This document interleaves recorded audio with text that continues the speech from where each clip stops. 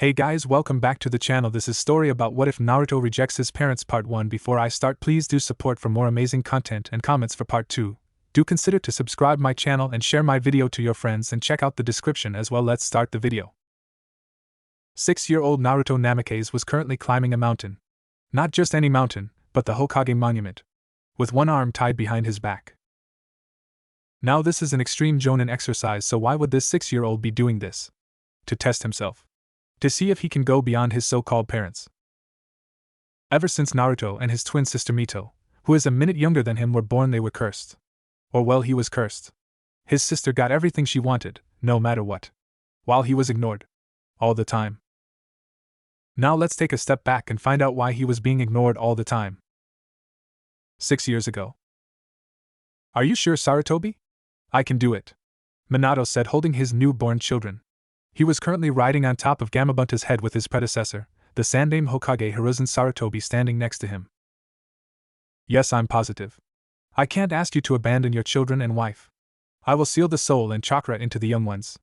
I wish to join my wife, and these bones are too old for fighting any longer. Hiruzen smiled.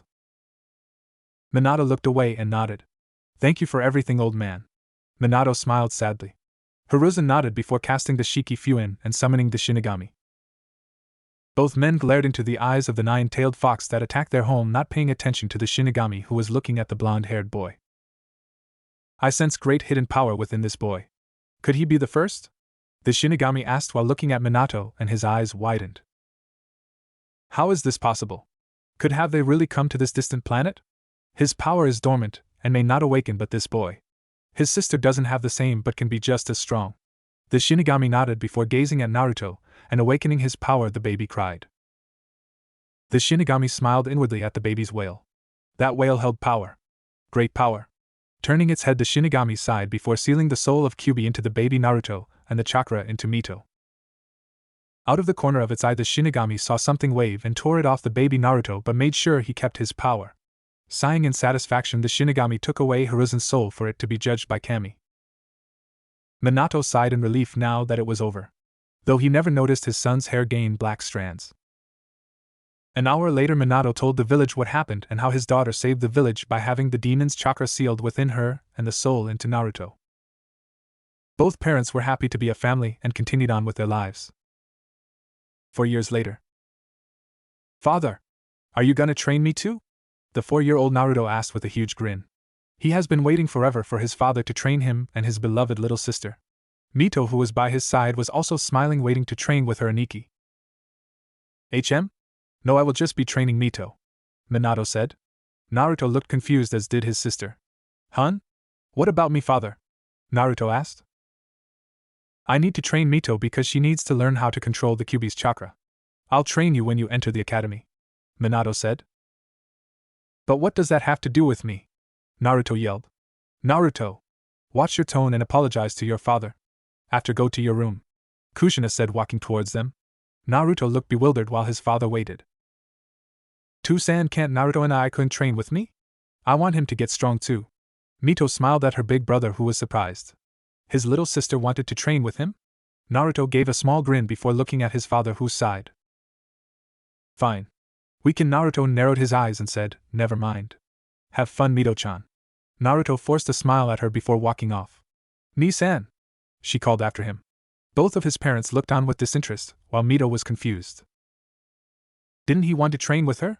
She felt alone right now because she and her brother did everything together. When they were babies, they even slept in the same crib, and if they didn't, Naruto would cry till his parents put him with his sister. They were inseparable. She always felt safe around her Aniki. She didn't know why, but she was a little mad at her parents, but shrugged off. As Naruto walked away, he glared at his parents' back with little hatred before catching his sister's worried gaze. Naruto's heart lightened and gave her a grin. Mito smiled at him with a nod before going back to her parents, who were none the wiser at what happened. Naruto continued back to his room with a smile. It was always his little sister that cheered him up when he was down. But soon his smile became a frown. Mito got everything she wanted. When they would go out for dinner, they would choose her suggestion over his. Mito would sense his feelings and offer him a chance to choose. Naruto took that chance once and regretted it. His parents seemed agitated, but he didn't care as he had fun with Mito. But then he never got the chance or wanted to choose dinner again. He also noticed how the villagers liked his sister more than him, and his parents were no different. They would see her as a hero while he was just a soul. Shaking his head, he went to bed. Present. That night was the night he met Kyubi for the first time. At first she was stubborn, but after she saw his memories she opened up to him. That's right. The Kyubi no Yoko was a female. Not that he minded. Since that day she trained him. He also trained himself, which he was doing right now. Since his parents wouldn't help him, he would take matters into his own hands. However, he couldn't wear weights since it would stunt his growth, but the training exercises he did made up for it. The boy was more interested in taijutsu than anything, but that didn't mean he didn't try ninjutsu. He worked on his chakra control, which was at best mid-chunin level. He was also a Fuinjutsu specialist. His level was intermediate, but he was learning. No thanks to his father or godfather, who also took a liking to his beloved sister. Since that incident, their relationship didn't wane, in fact it got stronger, if that was even possible. Mito started hanging out with him more and wanted to skip training to play with him, but he told her she needed to get strong so they could protect each other. That was the only reason she continued training, to help her Nikki. His parents took notice but didn't comment on it. Whenever they went out as a family, Naruto would be behind them glaring at their backs while they paid attention to Mito. Not in any way, shape, or form was he jealous or felt angry at his sister. He just wished he was paid more attention also. But the only attention he received were glares and beatings from the villagers his father protected. He could beat them back, but just withstood, using it as training his endurance, and giving him another reason to hate the village and his parents. He had few friends, very few. Sayuri Uchiha, who was the younger sister of his brother figure Itachi Uchiha. Both children of the clan head Fugaku Uchiha, and his wife, who is his mother figure Mikoto. He really didn't mind Fugaku, and Fugaku didn't mind him. When they saw each other they just gave nods and kept moving. Mikoto treated him like his mother should have. He actually started calling her Kasan, much to her joy. Next to Mito, Sayuri was his best friend. She was the first person in the academy who accepted him, since he was always quiet and never talked to anyone besides his sister, who was outgoing. The whole class loved her while he was a bug. The only person seeing potential in Naruto was Irika Yumino, the class teacher.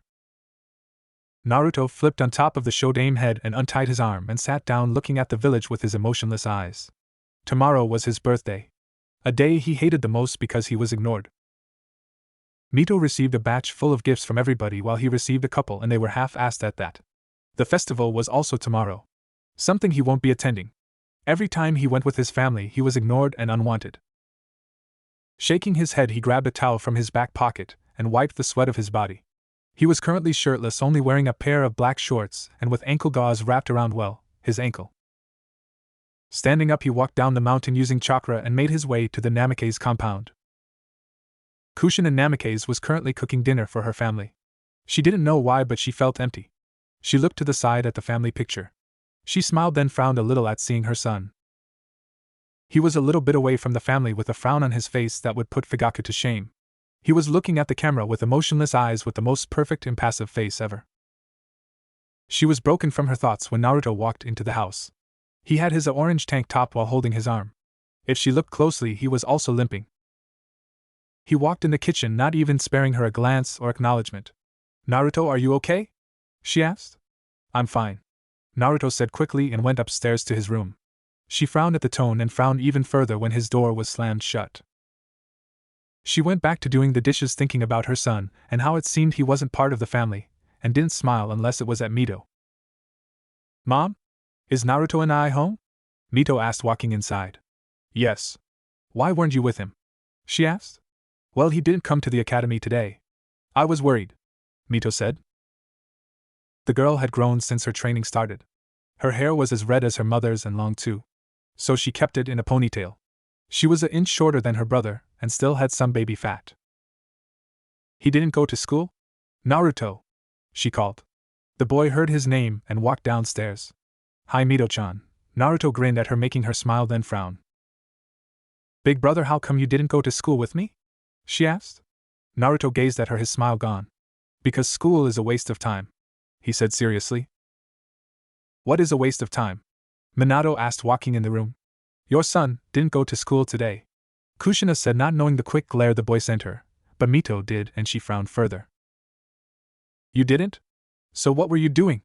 Minato asked. Naruto looked at him and unbandaged his arm, much to everyone's confusion. What they saw made their eyes widen. Naruto had a serious burn on his arm, and if they looked closely he was also bruised. I was taken out of school by those people you call villagers. They did this. Is that good enough for you? Naruto asked with a half glare. Naruto. Kushina whispered in worry. Naruto glanced at her, and bandaged his arm back and walked off. This is nothing, he muttered, going back to his room. Minato was confused. His son just walked away from them like it was normal. He had been worried all day about Naruto being different than everyone else. And he was right.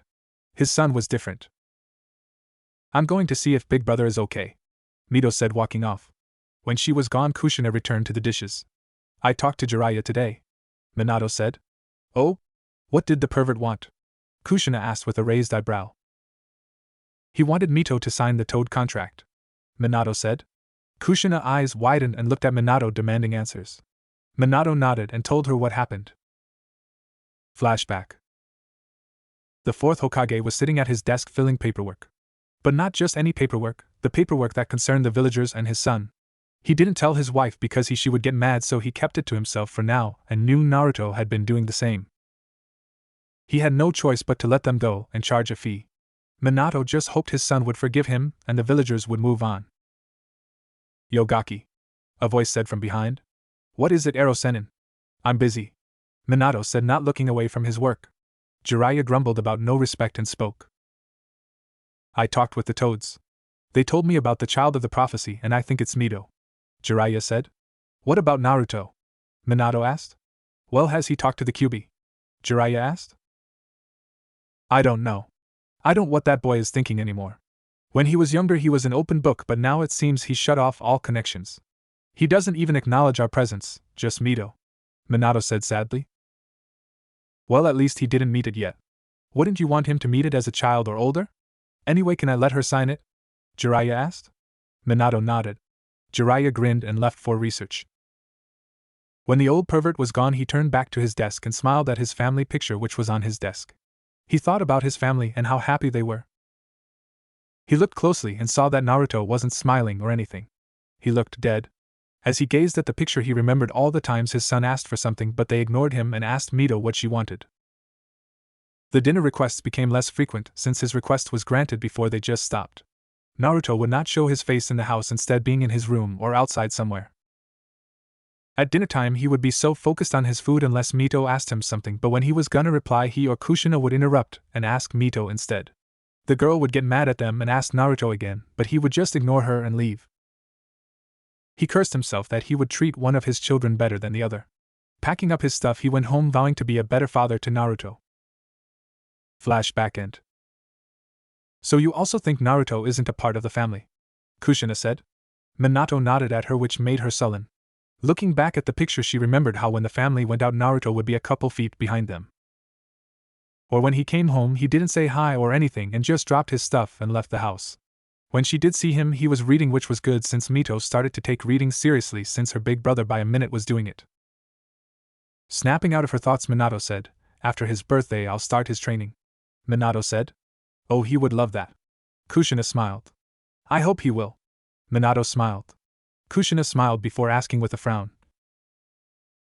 Minato, what are we gonna do about— wait, did you know about this? About Naruto getting hurt by the villagers? She asked in a heated tone. Minato looked away, making her eyes widened. How dare you! How dare you hide! Naruto did the same thing. He didn't even tell me about it. Minato replied. Yes, but I'm his mother. I should know if something like that happens. Kushina yelled. The two continued to argue till dinner was ready. As Naruto came down he noticed that his parents were smiling at him, while his sister had that grin on her face. Not that he minded that, but his parents were another story. Narrowing his eyes he grabbed his long-sleeved jacket, zipped it up, and walked off. I'm going out, he said, making everyone's eyes widen. Naruto, where are you going? Kushina asked. Out, he said heatedly. What about dinner? Mito asked. Naruto stopped and looked over his shoulder. I'll eat at the Uchiha's, Naruto said, walking off, not sparing them a glance. Minato and Kushina were in shock while Mito looked away sadly. But everyone perked up when Naruto came back and unzipped his jacket and sat in his seat. I forgot that Mikoto-chan is cooking sushi for Sayuri. EW. Naruto shuddered while eating his food. Minato was about to comment on his son's near absence but pretended it didn't even happen, as did Kushina, for now. Mito-chan, what was the lesson Iruka-sensei had? Naruto asked.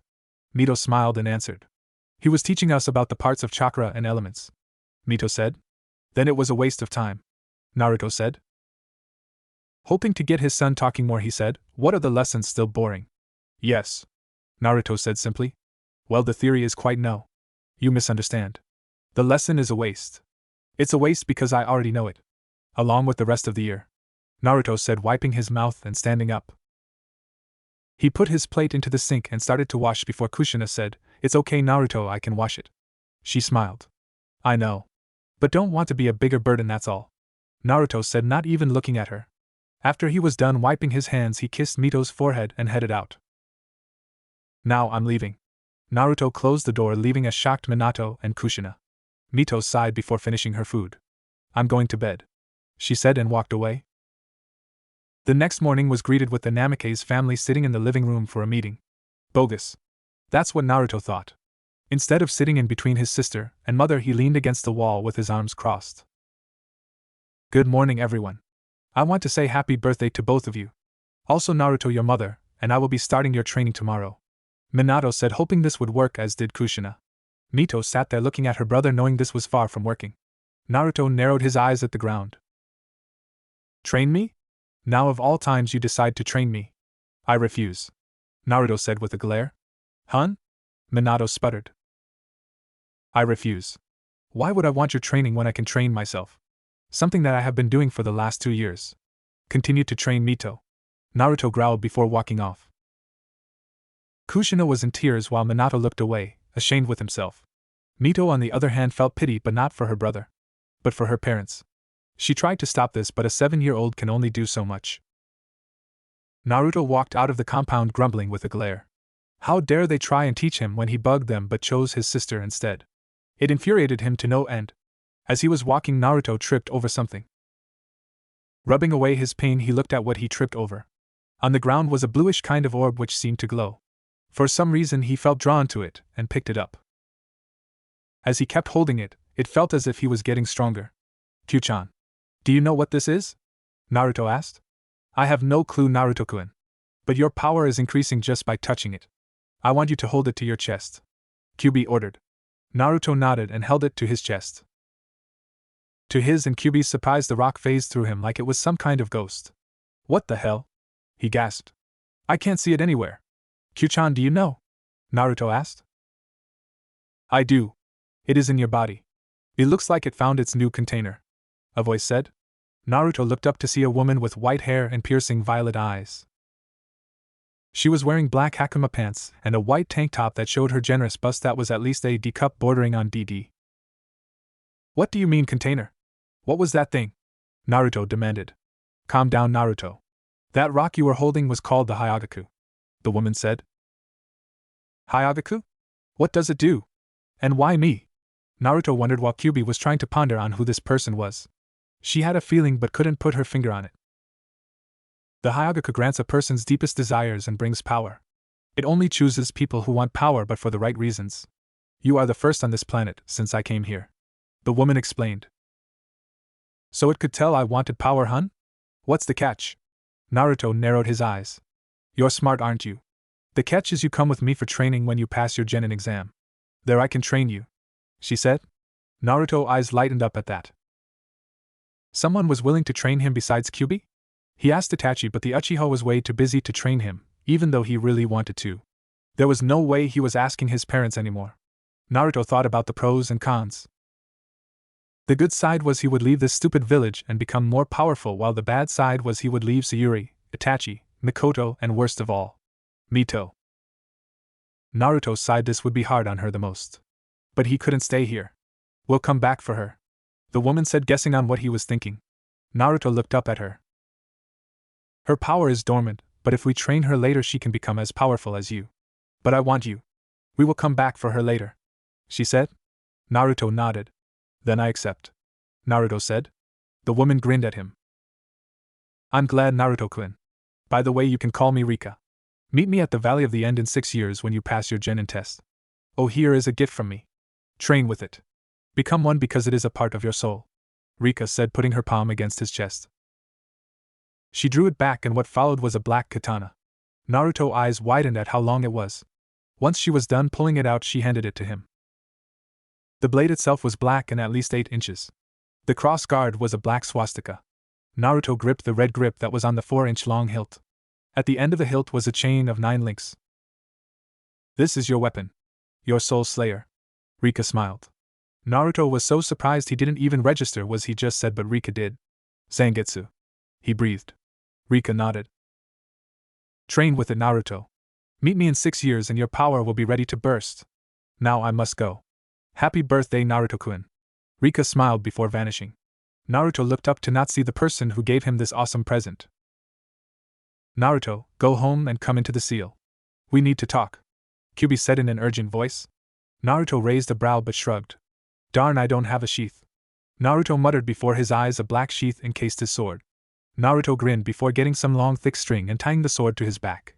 Nodding satisfaction, Naruto ran home to talk with his inner best friend. When he arrived home, he passed by his parents, who caught a glimpse of his new weapon. Naruto! Minato called. Naruto stopped and walked backwards to face them. Yes? He asked in annoyance. That sword, where did you? It was a present from a friend. Now if you excuse me, I'll be in my room, Naruto said in a cold tone before walking away, muttering about something incoherent. What are we gonna do about him, Minato? He hates us, Kushina asked with tears falling from her face. We try and bring him back. We've neglected him too long. We will do anything to get him back, Minato said. Okay. But first we must get ready for the party. Kushina smiled, wiping her eyes. They both nodded and got started. Naruto was sitting on the floor Indian style, while his new sword was resting on his lap. His arms were folded and his head was down, trying to concentrate. After a few minutes he entered the seal. Opening his eyes, he was not where he thought he was. His mindscape was a green field for Kyubi, not some rural city. What the hell is this? Naruto demanded. So you are my new partner. I must say you resemble Ichigo a lot. But I think it's because you are his reincarnation, no matter if you are from a different planet, a voice said. Naruto whipped around to see a tall middle-aged man with long black hair and with unkempt facial hair. He was wearing a white undershirt with a tall collar with a black overcoat over it, along with a gray pair of combat boots, and a black pair of pants with a dark pair of narrow sunglasses covering his eyes. Hey, I know you. You're Zangetsu. Naruto pointed. Yes, I am. It is nice to meet you after so long, Naruto Namikaze, Zangetsu said, noticing a flash of hate from the surname. I would say the same, but I don't know you. But how do you know me, and who is this Ichigo person? Naruto asked. Zangetsu nodded before waving his hand. Behind Naruto was a screen full of Ichigo's fights from when his mother died to when he killed Aizen. Not that long ago, on a planet that is similar to yours called Earth, Ichigo Kurosaki and his friends were dragged into a spiritual war. This is the result. Please view his memories, Zangetsu said. Naruto nodded and gave his full attention. For 2 hours he watched everything his incarnation has been through, and how he killed Sosuke Aizen and died along with his friends. When it all ended, Naruto turned to Zangetsu with a serious face. How can I be his reincarnation if he is from a different planet, as you say? It makes no sense, Naruto said. Reincarnations are made everywhere. For example, your reincarnation could be made 2 galaxies away from where you were born. The bottom line is you're a new Ichigo, but you are your own person. The Hyagaku can bring you your dormant power. And I will help you, Zangetsu explained. Naruto sighed. This was too much to bear and put on one kid. Reincarnation? Normally he wouldn't believe it, but he has a giant fox sealed into his gut, and his species can do stuff normal people would never believe. I believe you, Zangetsu, Naruto said. Good, this makes things easier, Kyubi said, walking up from behind. So you believe this too, hun? Naruto muttered. Yup. So from now on you just won't be training under me, but under Zangetsu as well. That way you will be able to use him correctly. You better go, someone wants to speak to you, Kyubi said. They can wait, Naruto said. It's your sister, Kyubi said. Naruto sighed before leaving the two alone. Are you sure it is wise to leave him to me? He may not come out in one piece. Zangetsu smirked. Yes. But there is something I must take care of, Kyubi said with a faraway look. Oh, and what is that, may I ask? Zangetsu wondered. Naruto may be Ichigo's reincarnation, but I don't need it to be another moody kid. Naruto has locked away his true personality when his parents started to neglect him from his sister. I think it's time to release it, Kyuubi said. Yes. Ichigo was a bit emo and I hate to have another partner like that. But release it when the time comes. I think he should keep this personality till it is time for departure, Zangetsu suggested. Kyuubi nodded. Yeah. I'll just loosen it then. She smirked before vanishing, leaving Zangetsu alone. Are you gonna come out now? Zangetsu asked to no one. So you're Zangetsu. It will be fun to see what he can do, a rough voice said. It reminded Zangetsu of Hollow Ichigo's voice. So you're his inner hollow then? Zangetsu asked, facing another Naruto. This Naruto's skin was pure white while his hair was black with white strands here and there. His scare was black as was his pupils while his irises was gold. He wore the typical Arrancar outfit except his sleeves were rolled up and his jacket was part way unzipped, letting Zangetsu see the gothic number 0 on the right side of his chest even though it was barely. Last, what annoyed Zangetsu to no end was the arrogant smirk. The same smirk Hollow Ichigo used to wear. Most of his mind is in your control. What do you hope to gain? Zangetsu smirked. Actually, I'm not really in control, I just control his dark thoughts and turn it into power, Naruto said. Why are you here? Zangetsu asked with narrowed eyes. I just came to see if he was really gonna gain power. But I will fight for his body soon and destroy this planet. Naruto laughed while fading away. Zangetsu was troubled. His inner hollow shouldn't be here unless he already existed in some other form. Then he came to the conclusion of Dark Naruto. He guessed when he revealed Naruto's connection with Ichigo. Naruto transformed into Naruto. With that, he started to go deeper into his thoughts. Meanwhile, Naruto opened his eyes to see his sister in front of him with curious eyes. Ni-san, what are you doing? Mito asked. Naruto stared at her for a couple of seconds before falling back comically. Mito. You can't be in someone's face when they first wake up. Naruto pointed at her. Mito giggled. Sorry, Naruto and I. She said. I sweat you and Sayuri-chan are one and the same. Naruto grumbled. Anyway, what is it? He wondered. Well, mother and father wanted me to tell you to get dressed, we're going to the Hyugas for Sari not coming. I got plans. Naruto cut her off. But Ni-san, why won't you come with us? Hinata will be there. She said. That weak Hyuga girl? Why do I care if she's there or not? Naruto said coldly. Hun? Is that what you think of her? She asked in disbelief. Of course. And tell her to stop stalking me. It makes it harder for me to train when she does. Naruto said. But she likes you. How can you say something like that? Mito asked. Because I can. And so what? I don't like her. If she wants to get my attention in a good way, tell her to stop that stuttering nonsense. It's unfitting for a future clan head, Naruto said. By this time, Kushina and Minato were outside the door listening in. So she can act like you? You're gonna be clan head soon also, Mito yelled. You think I want to? I hate this stupid clan and village. Why the hell would I want to be clan head when I'm rejected by my own family? If I had the choice, I would burn everything to the ground. Now get out, Naruto yelled. Mito stared in shock as tears started to fall from her eyes. You hate us? She whispered.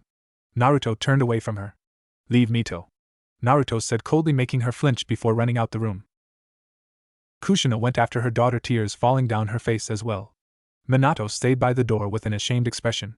Why are you outside my door? Do you need something? Naruto asked in that calm yet cold voice. No, just get dressed, we're leaving in 10. Minato said, walking off. Naruto sighed in annoyance before grabbing some clothes. He felt bad at yelling at Mito, but she was annoying him to no end. But it was true. He hated this small clan of 4 people. Well, he hated his parents. His sister he would always protect. But he also hates the village.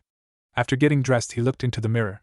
He narrowed his eyes as he saw some of his bangs with black strands, and his hair was a still blonde but more black than before.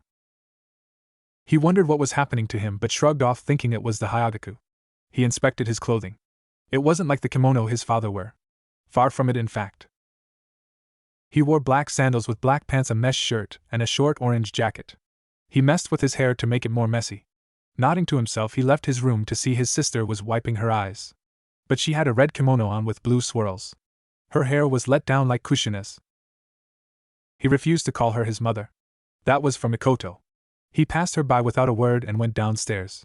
He noticed Minato was wearing a traditional white kimono, but stitched to his back was Namikaze. Kushina wore the same kimono Mito wore. Naruto, why are you wearing that? Kushina asked, noticing her son's clothing. Naruto glanced at her before leaning against a wall with his eyes closed and arms folded. Because I refuse to wear the same thing he wears. It ridicules.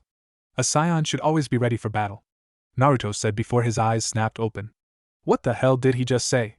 Scion? How did he? Naruto, where are you going? Minato wondered as Naruto ignored him and rushed to the bathroom. He slammed the door shut and locked the door. Going through some hand signs, he placed a sound barrier. As soon as it was done, he screamed in pain as the lower part of his body started to hurt. Aya! Naruto screamed, matching the same screams Naruto was going through. Kyuubi and Zangetsu watched in confusion, while above in the heavens a certain white-haired woman smiled in glee. It was happening. Naruto screamed once again in more pain before his body shook and something shot out of the back part of his pants right above his butt. Naruto fell to the ground as he started to pant. What the hell was that? He asked. He slowly stood up and something knocked over the soap dispenser. Looking in confusion, he picked it back up and turned and caught something brown. What the? He muttered before his eyes widened as he saw a brown tail. What the hell is this? Naruto screamed as he grabbed the tail and grunted in pain. He let go of the tail as the pain went away. So if someone grabs my tail then I hurt, Naruto guessed. How the hell was he gonna explain this to the two adults outside when he didn't know what happened his damn self? But he guessed it came with saying he was a scion, whatever that is. Sighing to calm himself down, his tail wrapped around his waist like a belt. After getting rid of everything to the bathroom, he left to see his parents looking at him curiously. Bathroom. Let's go, Naruto ordered, leaving the house. The parents sighed before looking at Mito, who was sad. They all left the house following Naruto, but soon he was following them, ignoring all the glares by sending his own amount of glares and ki. The four traveled to the Hyuga compound where they were greeted by Hayashi himself. Minato, I'm glad you came. Hayashi smiled. Minato nodded with his own smile while Kushina turned to her kids. You two go and play. We will leave in a while. Kushina smiled. Mito nodded while Naruto had other plans. Excuse me, Hayashi-sama, is there anywhere I can train? Naruto asked politely. Yes. Just go straight and make a right. There will be some training space, Hayashi informed. Thank you. Naruto bowed before walking off. He is quite the looker, isn't he? Seems he can't stop training either. Reminds me of you, Minato, Hayashi joked. No. He doesn't. Not at all. Minato sighed before setting up his false smile and continued with the party. While Kushina stared after her son in sadness. She would check on him in a few hours or so. It's been an hour and Naruto was meditating, learning all there was need to know about Soul Reaper power. Zangetsu would start teaching him Shunpa, something that was much faster than Minato's Hiraishin no Jutsu. As soon as the lesson was over, Naruto opened his eyes and was immediately aware of his surroundings. It's rude to spy on someone, Hinata, Naruto said in a cold voice, making the hidden girl flinch. Naruto stood and began stretching when Hinata showed herself. And Naruto-kun, why aren't you at? Would you stop stuttering? It's annoying. How am I gonna hear what you're saying if you're stuttering and quiet? Speak up, Naruto glared. Hinata kept jumping every time he raised his voice and was hurt he would say that. No matter. I'm not at the party because I don't like parties. And second, I didn't want to come anyway. I could be using this as training, which you are interrupting, Naruto said. That's enough, Naruto, Mito said. Naruto turned his glare to his sister, making her tense a bit. What do you want? If it's to get her out of my face, then hurry and do so. Naruto spat before turning around, not expecting a rock to hit his head. Why did you throw that? Naruto glared. Stop being a meanie, Mito glared back. You're really testing my patience, foolish little sister, Naruto said. Mito glared harder while Naruto had enough and sent his killer intent at her, making her and Hinata freeze. Naruto! Kushina yelled upon feeling the small dose. Naruto turned his gaze at his mother, and it increased, making her freeze. She couldn't believe it. There was no way her little boy had this much killer intent at this age. Can I help you? Naruto asked. Kushina remained calm and stared back. Why are you treating your sister and friend this way? Kushina wondered, not knowing she struck a nerve. Friend? Friend? Naruto yelled, making her step back an inch. What do you know about me having friends? Hunh? Naruto yelled, not knowing that his eyes flashed teal. You think you know everything about me because you conceived me? Is that it? News flash. I have one friend. And she isn't here right now. What makes you think I want to be friends with this weak Hyuga? Naruto glared, his ki rising. By this time Hinata passed out and Mito was close to it. Gra! Naruto roared, looking at the sky. He sighed as he calmed down. The night sky was really calming him down. Then he glanced at the quarter moon. He felt a rise in power, but it died down. I'm going to the compound, Naruto said as he walked away. Naruto, wait. Kushina called after him, but he ignored her and kept walking. Hey, what's going on? I heard yelling, Minato said. We're going home, Kushina said as she grabbed Mito's hand. What? But we now! Kushina screamed, tears falling from her eyes. Minato stepped back, then came back just as quick. Does this have to do with Naruto? He asked. The woman flinched and turned away. I'm leaving, she said, walking off. Minato sighed as Hinata stood up. H. Hokage-sama. Does Naruto-kun hate me? She asked, wiping her eyes. Minato turned around to see she was crying. No. He is just angry at me and he doesn't hate you. Minato smiled. Hinata nodded, satisfied with that answer. Minato sighed as he walked back home. The guests would be arriving soon and the festival already started. An hour later, Naruto was leaning against the wall watching his sister open her batch full of presents. Naruto-kun. A voice called. Naruto turned his head to see Sayuri along with Itachi. Hey guys. Naruto grinned. Happy birthday. I hope you like it. Sayuri handed it a wrapped gift while blushing. Naruto grinned at her while taking it. Thanks, Sayuri-chan. Naruto grinned. This is from me, Itachi said, giving Naruto a shirt with the Uchiha clan symbol on the back. Thanks, Ni-san. Naruto smiled.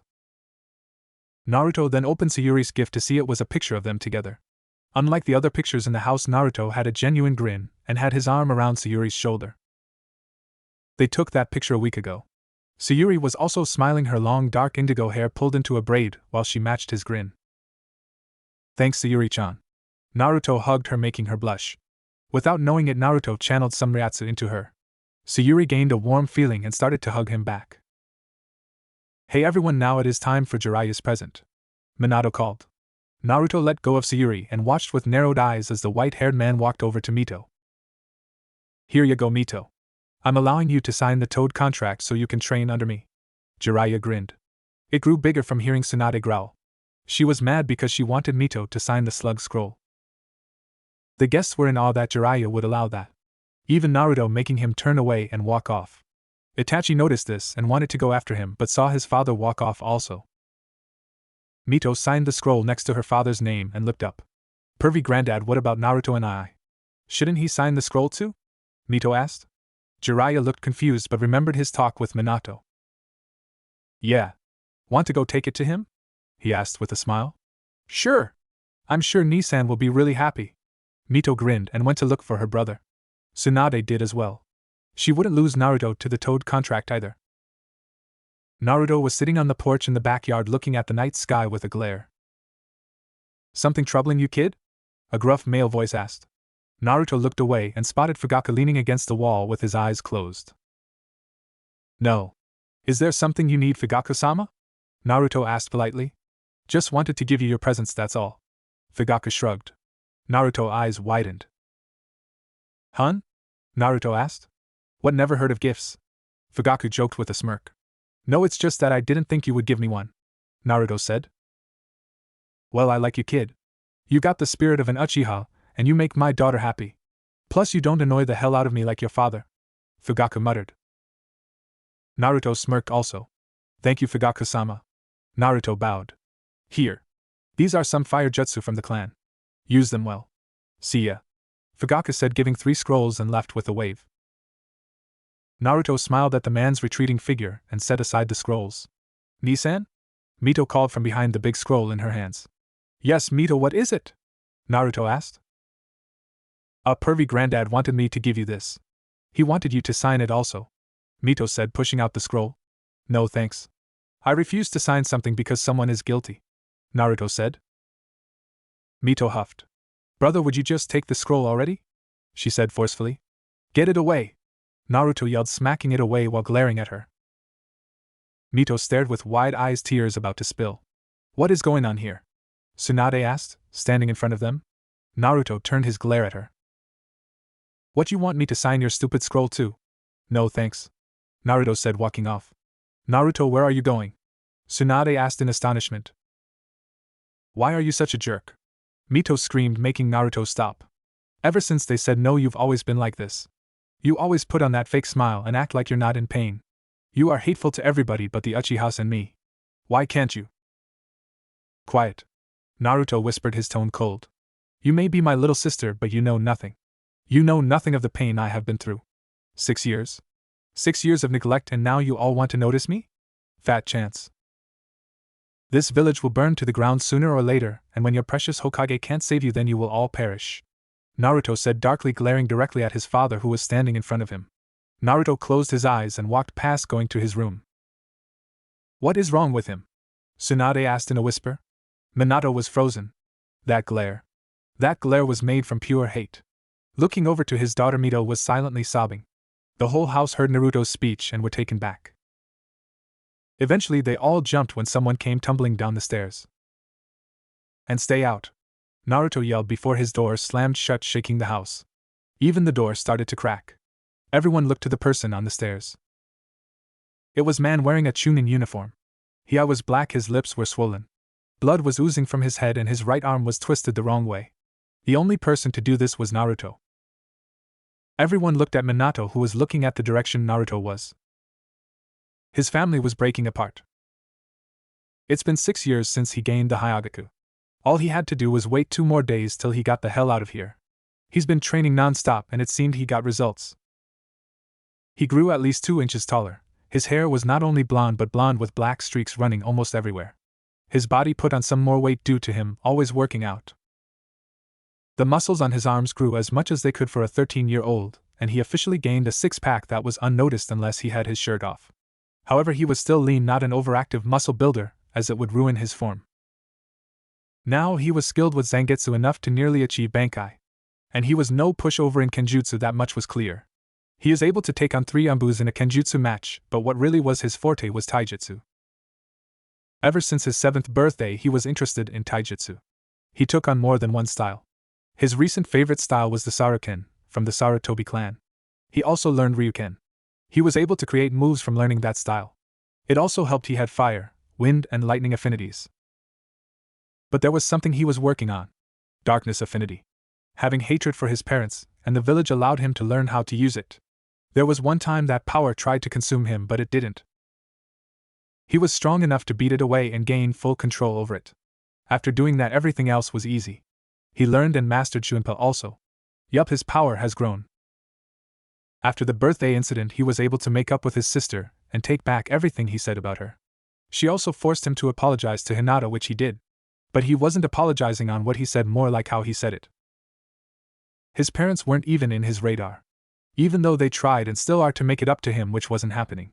He didn't care what stuff they gave him, he still would never forgive them. Alright kids, and tomorrow the graduation test will commence. I want all of you to practice and study hard so you can become genin. Dismissed. Iruka said. Naruto stood up and carried his bag over his shoulder and walked off. Ni-san! Mito called. Naruto glanced behind him to see she was running towards him. Yeah? He asked in a bored tone. Are you going home? She asked. When you mean home, the Namikaze compound? Then yeah. Naruto said. Great, then we can walk together. She grinned. No way. I'm walking with Naruto-kun. Ino yelled. No way, Ino-pig. I'm walking home with Naruto-kun. Sakura yelled. Billboard brow. Ino growled. Pig. Sakura growled back while lightning shot from their eyes. Would you two shut up? Everybody knows that I'm walking with Naruto-kun. Ami said. No way. Ino and Sakura yelled. Guys, Naruto-kun is already gone. Another fangirl pointed out, making the 3 turn in his direction to see he was indeed gone. Naruto sighed as he and his sister walked to the compound. Ever since his 8th birthday he had to deal with the horror which were fangirls. They were the paperwork to the Kage. You should be happy girls are noticing you. Mito giggled. Naruto glanced at her, then forward. No. I can really care less right now. Naruto shrugged. Oh come on. Every girl thinks you're hot. Even Sayuri. Mito grinned. And every boy thinks you're hot too. Have you ever noticed why the guys only look at you once then don't ever do it again? It's because yeah, I know. Mito cut him off. It was true. Mito was just an inch shorter than him. Her hair was now to her mid-back and wasn't in a braid. But that wasn't the main thing that got the boy's attention. It was her assets and her ass. She was now at least a high B or low C cup. No doubt probably from their mother. Her ass was also gained shape. It was no longer flat like it used to. It was now round. Her nice long legs also complemented it. Her outfit was no better. She wore a long-sleeve orange-blue zipper shirt and a black skirt that stopped at her thighs. She also wore black boots that stopped right below her knees. Naruto wore black umbu pants with black sandals and black shin guards. Around his waist was an orange sash. He also wore a black sleeveless fishnet shirt under a fully unzipped orange high-collared tracksuit jacket. The jacket had black lines running down the arms. If he didn't have his jacket on, he would have black forearm guards on. His hair was now like Minato's, but he planned on changing that soon. Normally he would be sporting Zangetsu on his back but couldn't bring it to school. The two finally made it back to the compound, or home as Mito would call it. "Mom, we're home," Mito called. As she was setting down her backpack, Kushina walked out of the kitchen. "Hey kids, how was school?" she asked with a smile. "Waste. Cool," they both said at the same time. Mito looked at her brother, who was walking upstairs to his room. "Well, did you guys learn anything?" Kushina asked, hoping to get Naruto in the conversation. "Well, Iruka-sensei said graduation was tomorrow. But it will be a piece of cake, right, brother?" Mito asked as Naruto was walking to his room. "HN," he said as his door closed. Mito rolled her eyes and saw her mom looked sullen. "I still can't believe he doesn't forgive us," she said quietly. "He will, but you have to keep trying." Mito smiled softly. Naruto flopped on his bed, his jacket covering the chair next to his desk. Sighing to himself, he fell asleep, waiting till dinner was ready. "Naruto, dinner's ready." Mito said, knocking on his door. A second later the door opened to reveal Naruto with bed hair. Mito blushed lightly at seeing his arms. Without a word, Naruto made his way downstairs and sat in the seat he had since he was a little boy, right next to his sister and across from his parents. "Hey son." "Father," Naruto replied. Mito sat down next to him, and they all started eating. "Are you two ready for graduation?" Minato asked. "Yup. Soon enough I'll become a genin." Mito grinned. "HN," Naruto said while chewing his food. "Hey Dad, once we're genin we have a 3-man team, right?" Mito asked. "That's right." Minato nodded. "Well then, do you know who I'll be paired up with?" Mito asked. "Not really, since I don't know who passed or not." Minato shrugged. "Well, I hope Sayuri and Naruto are on my team," Mito said. Naruto had his eyes closed as he kept eating. "Who do you want on your team, Naruto-kun?" Kushina asked. "I don't really care. As long as they're not weak and can hold their own, then I'm fine," Naruto answered, his eyes still closed. "I think you will be paired up with Hinata and Kiba. Since you are the Rookie of the Year, Kiba's the dead last next to Shikamaru and Hinata is average," Mito summarized. "HN. Then we have a problem," Naruto said. "What do you mean?" Minato asked. This was good. Even though this was a bad topic, at least they got their silent son talking more than a few words. "Hinata was supposed to be the clan head of the Hyuga clan, correct? And Kiba is the same for the Inuzuka," Naruto stated. The parents didn't like where this was going but nodded anyway. "I heard that Hinata's little sister, is going to become the new clan head since her older sister is too weak and timid." Hayashi said so himself. Naruto said, still eating with his eyes closed. "Man, that's terrible. Hinata must be sad. Father, isn't there anything you can do about it?" Mito asked. Minato shook his head. "Oh. Well then, how about Sakura or Ino?" Mito teased. Naruto stopped eating and glared at his sister. "Don't even joke like that," he said seriously. "Sakura as in Haruno?" Kushina asked. "Yeah," Mito said, trying to avoid her brother's glare. "Then she must be the daughter of Sakuya Haruno. And Ino is the daughter of Inoichi Yamanaka, correct?" Minato asked, getting a nod from Mito. "Then why is it a bad thing, Naruto-kun?" Kushina asked. Naruto turned his gaze at her and answered. "I'll put it like this. I will take Hinata Hyuga any day over those simple-minded weak fangirls. Especially the billboard brow. I swear she must have her own orbit," Naruto muttered before standing and cleaning his plate at the sink. After he was done, he dried his hands and turned to his family. "I'm going to bed. Good night," Naruto said before leaving. Minato and Kushina sighed while Mito just shook her head. The next day Naruto was walking to the academy with his sister behind him. Sayuri was also next to her. The two were talking about the graduation test while Naruto was just silent. "We'll pass for sure." Sayuri grinned. "Yeah. Then Iruka-sensei will have no choice but to put us on the same team." Mito grinned. Sayuri nodded before looking at her secret crush. To be on the same team with Naruto is her dream. Naruto felt her stare but didn't comment, instead quickly glanced at her. The girl had also grown. She was the same height as his sister. Her dark hair was to her mid-back while she had a bang covering her left eye. She had an hourglass figure also. Her ass wasn't like Mito's, but her breasts made up for it. She was at least a high C cup or low D cup. Not to mention long legs. She wore a tight blue short-sleeved shirt with tan shorts. Last were the silver shin guards. "Alright class, settle down," Iruka ordered. They kept talking, but when Naruto walked in the room everyone shut up and sat down. Iruka sighed in relief. Both girls behind him sat in their seats while Naruto stared among the seats. None were open besides the one next to Hinata. Naruto stared impassively before looking at the seat which was in the back. Muttering to himself, he walked over to that seat, much to the Hyuga girls' disappointment. "Alright kids, time for the written test. Take your time and good luck." Iruka smiled before passing out the tests. 5 minutes later Naruto stood and handed in his test, and went back to his seat. They all stared at him while he leaned against the back of the chair and closed his eyes. 45 minutes later the class turned in their tests and headed outside for the shuriken throwing test. One by one each student went till it was Mito's turn. She stepped up and threw all the shuriken in one go, striking each target's center. She smirked while looking at her brother who was next. He stepped up and looked at it with a bored expression. He managed to get all the shuriken in one hand and flung them with a quick flick of the wrist. One thunk was heard as all the projectiles were in the dead center of the target. Naruto turned around, put his hands in his pockets, and walked off without a word. Later all the kids joined him in the room. He would have heard the muttering about his skills if he honestly cared. "Naruto Namikaze, please step up," Iruka called.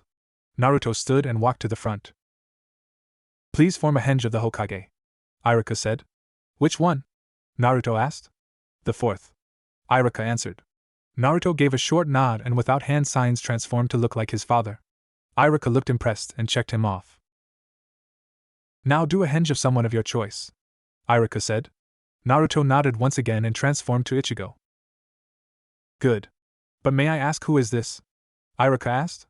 "Someone I've known for a long time," Naruto said in Ichigo's voice before reverting back to normal.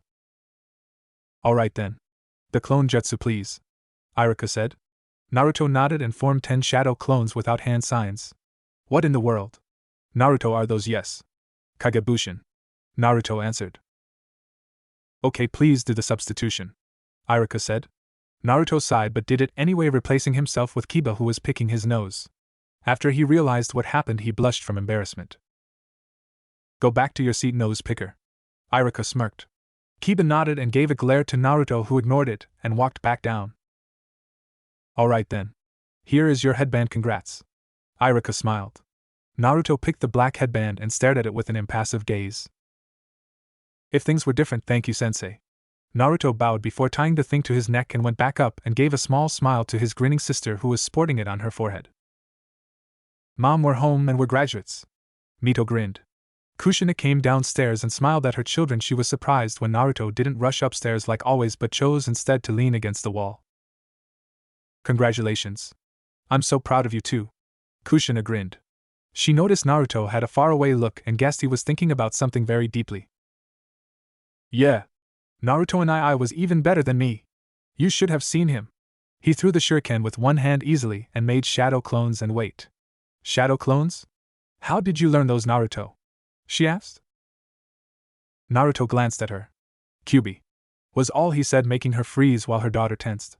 "Kyubi? You can talk to it?" she asked. "It's not an it, mother, it's a she. And yes, I can. Ever since father neglected my training," Naruto said coldly. Naruto sighed and went upstairs. When he came back, he had Zangetsu strapped to his back. "I'm going out. Don't wait up." With that, he left the house. "Its signature is close. Tell me again, Zangetsu, why they exist on this planet?" Naruto mentally asked. "Hollows exist everywhere, Naruto. As long as something can die, it's possible. Plus, the species on your planet are nearly exactly like humans, except you use chakra in large doses. Zangetsu answered. Naruto sighed as he landed on a roof and crouched down while glaring at the group of hollows looking for food. This is where you die for real, Naruto muttered before jumping off the building while unsheathing his sword. On his way down, Naruto vertically slashed a hollow's mask, making it vanish. The other hollows turned their attention to him as he stood glaring at them. Why are there so many? Naruto thought. He had to deal with some this morning at the crack of dawn. Now he had these? One of the hollows lunged at him, but before it could even roar, it was beheaded by Naruto. The others roared before charging him as well. He smirked before gripping his Zanpakuto tighter and spun around while slashing. After 5 minutes, Naruto was alone before he felt something very wrong. Snapping his head to the sky, he saw a garganta open, revealing 3 Minos which stepped out into his world. What the hell? Zangetsu, Naruto ordered. Think, Naruto. Those are Minos Grande. They will be hard to defeat, Zangetsu said. Naruto glared at them before jumping from building to building and stood right in front of one's face. Hey, you bastard! Go back! Naruto yelled. The Minos looked at him before opening its mouth to launch a Siro. Naruto's eyes widened before leaping back. Getsuga Tensho! Naruto yelled, launching his attacks at the hollow. The Siro stopped while its face was being bombarded by the dark slashes. Naruto-kun, behind you! Kyubi warned. Naruto glanced behind him and dodged the Siro that hit the Minos he was dealing with before. As soon as he was out of the way, he flew higher into the sky. Getsuga Ryuken! Naruto yelled while falling down and slashing the giant hollow in half. Both Minos faded away, only leaving one more which was headed towards the Hokage Tower. Sorry, bub, but not on my watch! Naruto yelled while using Shunpa to appear in front of the hollow. Die! Naruto roared while using a unsaid Getsuga Tensho. Naruto put so much power into the technique the Minos leaned back before vanishing. Naruto panted as he stood in the air but tensed when he heard clapping. Very good, Naruto-kun. You seem stronger. But the Hyagaku can do only so much. Naruto spun around to see a teenage girl who looked about 15 with an annoying smirk. She had long silver hair with black streaks running through it, which was tied into a ponytail and a bang covering her left eye. Her right eye was a pupilless gold amber. She had a nice tan, also supple pink lips. She wore tan pants which stopped at her bandaged ankles, but had no shoes on, showing off her cute medium-sized feet. The woman was adorning black nail polish on both feet and fingers. She wore a sleeveless black shirt, and around her neck was some kind of necklace but was hidden under her shirt. Naruto gazed at her eyes which held amusement, happiness, and small seriousness. Then he saw it. Tucked in her black sash was a katana which gave off some spirit energy. You have a Zanpakuto. Who the hell are you and how did you know I had the Hyagaku? Naruto demanded, readying himself. The girl shrugged. I know things, what can I say? She smirked. And the sword? He asked. I also possessed the Hyagaku before you, she said. Naruto narrowed his eyes. But Rika said I was the only one on the planet it chose, Naruto said. Oh, I'm not from this planet. I'm from a different planet not that far away from this one. But enough talk. Show me what you can do, she grinned before flashing in front of him. It was only his skill that Naruto was able to block the oncoming blow, but barely. The girl had a huge smirk while she was pushing on him. Naruto, however, looked annoyed and kicked her away. Why are here? And who are you? Naruto demanded. So demanding, aren't you? She chuckled before appearing behind him. Naruto saw it coming and ducked while bringing his sword upward in reverse grip. The girl flipped backwards, barely dodging. So you are skilled. Good, keep me entertained, she roared while charging at him. Naruto glared while charging at her back. The two clashed, causing a shockwave. The two pushed against each other before they leaped back. I will ask once more. Who the hell are you? Naruto yelled. Nake, Benahheim, the girl said. Naruto cursed as a red blast shot at him, making him flip over it and swing down while yelling, Getsuga Tensho. The black blast shot at the girl, who sliced through it like butter. Using Shunpa, she appeared before Naruto and sliced his abdomen, causing blood to spew. Naruto grunted in pain while jumping away. Is that all? She smirked. Naruto, you must use Bankai. Benahheim is a powerful Zanpakuto once used by Kasuke Urahara, Zangetsu reminded. You mean the shopkeeper? Naruto asked, getting a mental nod from Zangetsu. Fine. Chu-chan, you mind helping me? Naruto asked. Of course, the demoness replied. Naruto nodded. Bankai! Naruto shouted, causing black and red energy to wrap around him. After a few seconds, Naruto was revealed. Instead of the black jacket like Ichigo, his was crimson due to Kyuubi. The blade of Zangetsu was also crimson while the hilt was pure black. Naruto's hair grew a little longer while his eyes were now slitted. His orange jacket burned into flames and was replaced by the one he currently wore, so the only thing remained was his fishnet shirt. The girl narrowed her eyes before saying, "So this is your Bankai? It seems different than Ichigo's and similar at the same time. I'm guessing Kyuubi's doing." That statement gained widened eyes from Naruto. "Who are you?" he asked calmly yet coldly while pointing his sword at her. She smirked before flashing in front of him. Naruto narrowed his eyes before blocking. His right hand was the one gripping Zangetsu while his left was held by his side. The girl attacked him with a barrage of strikes and Naruto stood there blocking them all. Having enough, Naruto sent her back with a push of his spirit energy. "Your speed is impressive, Naruto-kun. But not enough," she said, pointing her sword at him. A silver ball of energy appeared at the tip and grew. Naruto narrowed his eyes before he figured what that was. "Zero!" she yelled, launching the blast at him. Naruto stepped back a bit, waiting for the attack to hit. Once it was close enough, he shifted into reverse grip and swung up, shouting, "Backlash wave!" The Zero shot into the air before exploding. Naruto glared at the girl. "Are you trying to destroy this village?" he asked. He got no answer, so instead he decided to attack. Shifting back to regular grip, he brought the sword up and swung down. "Wind Scar!" he yelled. The girl appeared in front of him and plunged her arm in the dead center of his chest. Naruto's eyes widened while coughing up blood. The girl glanced at him and ripped her hand out. Before he fell, she gripped his neck and was surprised by the grip he still had on Zangetsu. "Wake soon, Naruto-kun," she whispered before they both disappeared. Mindscape. Naruto opens his eyes expecting to be in his mindscape, but was surprised to know he and the city was submerged underwater. Struggling to try and breathe, Naruto sees the surface and quickly swims towards it. But before he is out, is pulled back and thrown into a building. Opening his eyes, he sees a dark figure which is wearing a hooded cloak. "Calm down. It is painful to watch, but you should be able to breathe," the figure said. Naruto narrowed his eyes but tried anyway. Once he was able to, the figure said, "How's that?" Naruto glared at him but asked, "Where is Zangetsu? Where is my partner?" Naruto asked. "Well, at least you didn't call me old like Ichigo did." The figure smirked while pulling out his sword. "Tensai Zangetsu."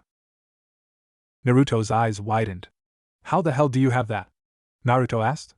This seemed very familiar, but he couldn't remember. "Can't remember? Good, then it's working.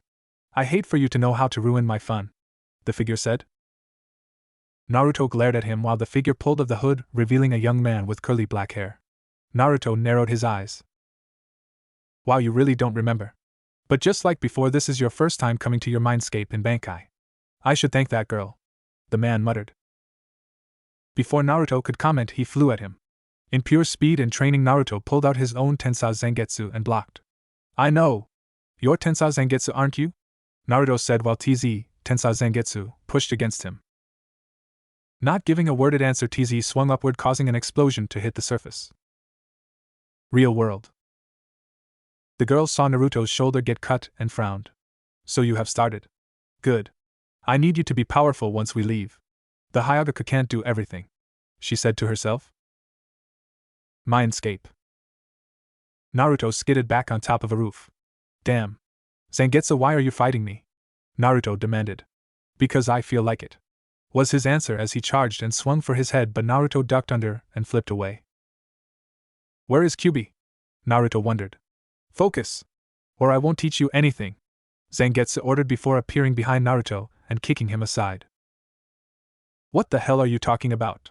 Naruto grumbled while standing from the rubble. "You can't fool me, Naruto. I know what you want. You don't want just power, you want power and more. You want to use the power to destroy what you hate and protect what you love, correct? You want to learn the final Getsuga Tensho," Zangetsu yelled. Naruto's eyes widened before glaring. "How?" he asked. "I know everything. What you truly desire. Well, I can't teach you that," Zangetsu said. "And why not? I need the power to destroy the village and protect my precious people," Naruto stated. Zangetsu clashed with Naruto quickly while pushing against him. "So what? I don't care what becomes of your precious people or destruction," Zangetsu said before blasting Naruto away. The building exploded as Naruto flew out and Zangetsu followed. Do not misunderstand Naruto. What you want to destroy and protect is not what I want to destroy and protect, Zangetsu said. Naruto crawled up of the floor but was still on all fours looking at the ground. What do you mean? Naruto muttered. About? Zangetsu asked. I mean, what the hell do you mean about what I want is not what you want? What about the training and crap you put me through? You said you would lend me your strength like Ichigo. Was I wrong? Answer me, Zangetsu. Naruto yelled, now standing up and glaring at his opponent. Fool. Look at this world. This world was once full of tall buildings. Taller than Ichigo's were. And now they are reduced to nothing. The sky has gone dark and the building have downsized. The rain has stopped falling and now we are underwater, Zangetsu said as Naruto looked around with wide eyes. Are you really that scared? That weak? You comment on others' weakness but you don't realize your own. It's because, Naruto, you are giving yourself to hatred. Zangetsu glared before appearing in front of him. How can you ever gain true power when you wallow in hatred and despair? All you want is revenge. You hide your true self because you are afraid it might disappear.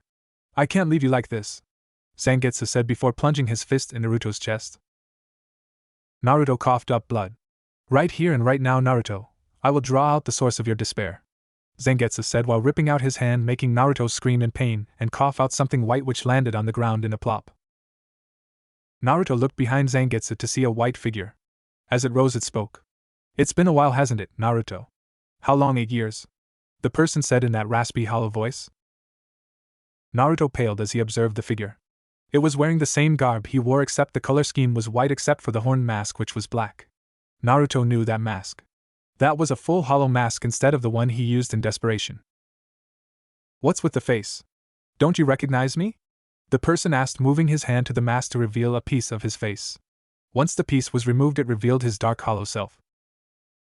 No. No! Why the hell are you here? I locked you up that day, Naruto said. Did you really think that weak cell would hold me? I've been influencing you since. Then once you gained Zangetsu I merged with your inner hollow, Naruto said. I see. So you're the reason I'm so angry. What about the mask? And how the hell did you get a tail? Naruto demanded, seeing the white tail that was behind him. Oh, so you don't remember? You used that mask when seeing the full moon.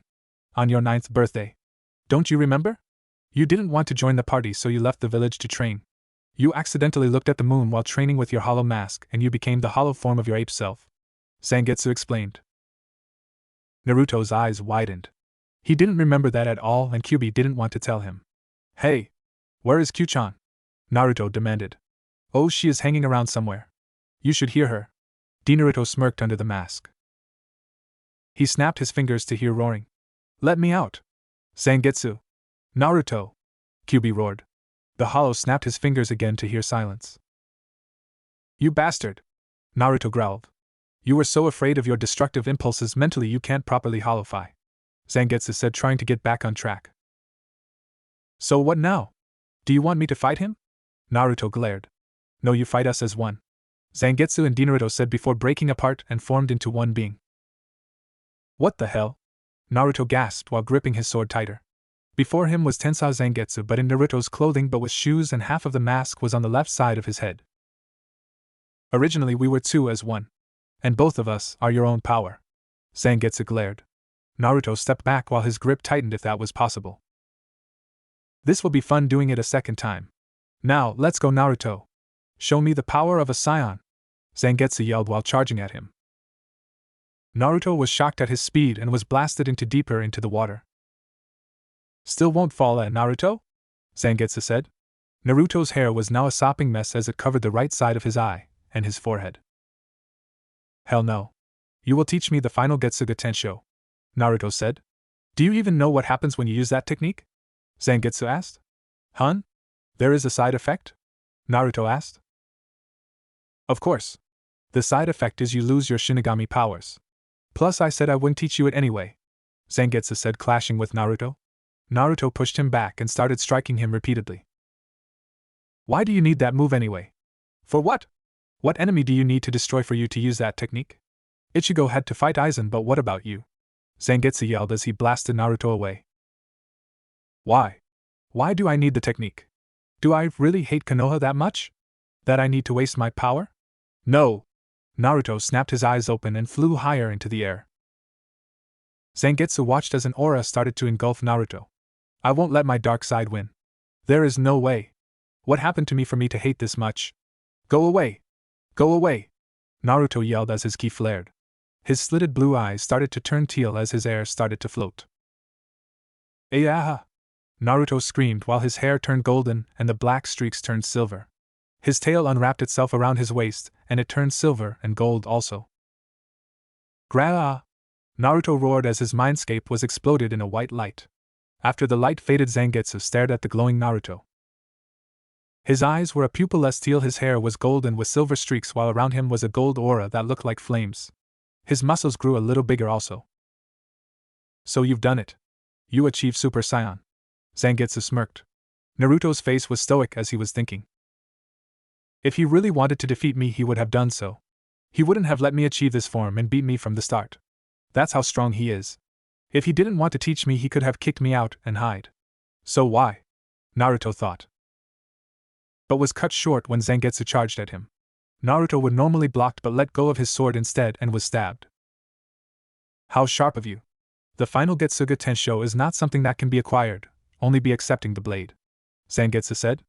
Naruto looked impassively. It doesn't hurt, he whispered. Of course. This Tensai Zangetsu is yourself. If you accept it, there is no reason to feel pain from being pierced. You sure are slower than Ichigo. But unique, Zangetsu said while a tear dropped. Are you crying? Naruto asked. Naruto. You and Ichigo are different yet the same. You want to protect what's dear to you. Do you remember what I said? About what I wanted to protect? Zangetsu asked. Yeah, Naruto said. It was you. Naruto. You and Ichigo. Zangetsu said. What is that supposed to mean? Naruto asked. The meaning will come straight to you along with the technique. But if you use this technique, you will become Getsuga, a voice said, shocking both. They snapped their heads to see Ichigo. So you're my reincarnation, hun? Well then, I'm Ichigo Kurosaki, Ichigo said. Ichigo? How are you here? Zangetsu asked. That's not important. What's important is Naruto still needs your power, Zangetsu. And that is only if you two become one, Ichigo said. What? They both said. Naruto, there is no point in using final Getsuga now. You must know that. It's a waste just for you to lose all your spiritual power. So instead you two must become one. Here, Ichigo said, throwing them each an earring. Those are Patora earrings. When you put those on, you two will become one being permanently but have your separate minds. Now hurry, Ichigo said. Well? Naruto asked. We were already one. I don't mind a bit, Zangetsu said, putting on the earring on his left ear while Naruto put it on his right. In 2 seconds they both combined. Ichigo covered his eyes to see Naruto now was back in regular form. His hair was a little curly but still the same. He was also a little taller, not by much though. He wore Zangetsu's cloak also. So we're one now. Cool. So now I'm Naruto Zangetsu. Naruto smirked. Yes, but soon you will become Naruto Zangetsu Kurosaki. This is my gift to you, Naruto. Since I'm already dead, it won't matter much. Take those off and put this on, Ichigo said, tossing him another earring. 2 fusions? Is that even safe? Naruto asked. Yes. You will gain my power, but my mind won't enter. Ready? Ichigo asked. Naruto nodded before they both put the earrings on. The two flew towards each other and slammed, becoming one. Once it was done, Naruto was wearing the darkened crimson Bankai cloak without sleeves. His hair was just like Ichigo's now, longer and spiky, and covered part of his right eye. His whisker marks still there but faint. Naruto looked at his hands and channeled his spirit energy, and formed Zangetsu. He dispersed it and formed a pinwheel. That's my full bring power, hun, Naruto muttered. Dispersing it, Naruto closed his eyes and focused. Once he opened them, he was right in front of Kyubi. She looked at him and tackled him. Are you okay? I was so worried, Kyubi said. I'm fine, Kyu-chan. But I need to talk to you about my personality change, Naruto said. You want it now? She asked. Yes. I still want this, but not that much. Once the Hyagaku is released, I want it, Naruto said. Kyubi nodded before Naruto faded out of the seal. Real world. Naruto fluttered his eyes open to see a white ceiling. He sniffed the air and guessed he was in the hospital. Turning his head to left, he saw the girl he fought on the chair reading some kind of magazine. So you're finally awake, hun? She asked while flipping a page. Naruto looked at her with uncaring eyes, then back to the ceiling. Who are you and why am I here? Naruto asked. Well, I brought you here because that hole I put in your chest was gushing out too much blood for me to properly seal it. As for who I am, it's a secret. She grinned. Naruto gained a tick mark but calmed down. Was this a part of your plan? For me to meet Tensai Zangetsu? Naruto asked. I guess. All I know was that I was supposed to put you on the right path, the girl said, flipping another page. Right path? As in what I want to destroy and protect? Naruto asked. You got it. So what do you want to destroy and protect? She asked, her eyes scanning the page. Naruto thought about his life and how he hated his parents Konoha for choosing his sister over him. His reason for power was to eradicate the objects of his hatred and loneliness, and to protect the small group he held dear. But now he wanted to destroy his foes so that in a way he is protecting his precious people. Did he still hate his parents? Yes. But to the point he wants to destroy them? Maybe. My foes, he said. What was that? She asked. I want to destroy my foes. The ones who pose a threat to my precious people, Naruto said. Good answer. Now here is the final question. What are you gonna do now? Will you stay here and get a little stronger? Or leave this world and gain way more power and protect more than this planet? She asked. Naruto sighed inwardly. I refuse to stay here. There is no way I am happy here. But maybe I can restart my life elsewhere, Naruto said. It's possible, she said.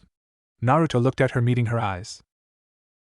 It's very possible, because I've done it. I have restarted my life. And now I'm more happy than I ever was. But I will be more happy when I kill him, she said with narrowed eyes. Him? Naruto asked. Yes. Frieza Cold. Youngest son of King Cold and brother of Cooler Cold. He destroyed my planet just because he was bored. She glared at the ground. Naruto's eyes widened when he felt her ki rising in fast. He took away the little friends I held dear. And my brother. Just because he was bored. She growled, causing her ki to rise and the room to flash. Naruto opened his eyes to see her hair was golden while her eyes were teal. You're a scion, Naruto guessed. She looked at him and nodded. My mother was sent to my home planet Turok when she was a baby. She was different from other scions apparently since her hair was silver instead of black. So they disowned her, sending her to the most dangerous planet in my system. She gave birth to me but died after 5 minutes. My father was the one to take care of me. He had a son by another woman not that long after. She paused to take a breath. Her silver hair returned as her ki dropped. Kian was my first friend because I was treated differently due to me having a tail. But soon I gained some friends, but one day that bastard that was my father ripped off my tail, and it was the same day Frieza came to destroy the planet. I barely escaped due to me finding my mother's space pod. I watched as my planet along with my brother was destroyed, she explained. What about the Hyagaku? Naruto asked. I guess I always had it since I was born. Once my planet was destroyed, I was so angry at Frieza I became a Super Saiyan and gained Benahheim. Rika trained me in the arts of Shinigami but said me learning my Saiyan powers was my own. So I searched the galaxies to find the next bearer of the Hyagaku and found you, she explained. Naruto took all that information in. What about me? In my Mindscape I was able to become a Super Saiyan. Can I do so now? Naruto asked. She shook her head. No. You only have the potential to become a Super Saiyan. Something major must happen for you to become one, she said. Naruto nodded. Then something struck his mind. What's today? He asked. Friday. Why? She asked. Naruto shot straight up and channeled chakra into his arm. Within a second a scroll appeared. Naruto unsealed the scroll and put on his clothes. What's the rush? She wondered, blushing slightly at his muscles. Today is when I get team assignments. But most importantly when the Hyagaku leaves my body, he said before jumping out the window. The girl watched as he left, leaving her alone in the room, or so she thought. It's almost time. Will you learn with him? A familiar female voice asked. Yes. You said if I found him I won't be alone, the silver-haired girl said. And you won't. But you have to go after him, the voice said. The girl nodded. I will be at the valley waiting. Don't be late, the voice said before fading off. Naruto barged in the classroom, quieting everyone down till Ni-san, Mito yelled. Naruto glanced at her, then at Sayuri, who also looked worried. Naruto, you're late. You're never late. Something happened? Irika asked confused. Naruto looked at him and shook his head. Well then go take a seat, Irika ordered. Naruto nodded and walked off to sit with his sister who was glaring at him. Where have you been? Mother and father were worried about you. I was worried, Mito said. Sorry. I had something to take care of, Naruto answered. Alright, now let's start with team assignments. Team 1, Irika started. Naruto was only half paying attention as he was thinking how he was gonna get out of here. Team 7 will be Naruto Namikaze, Hinata Hyuga and Sai. Your team sensei will be Kakashi Hatake, Irika said. Naruto glared. Oh, he was defiantly leaving.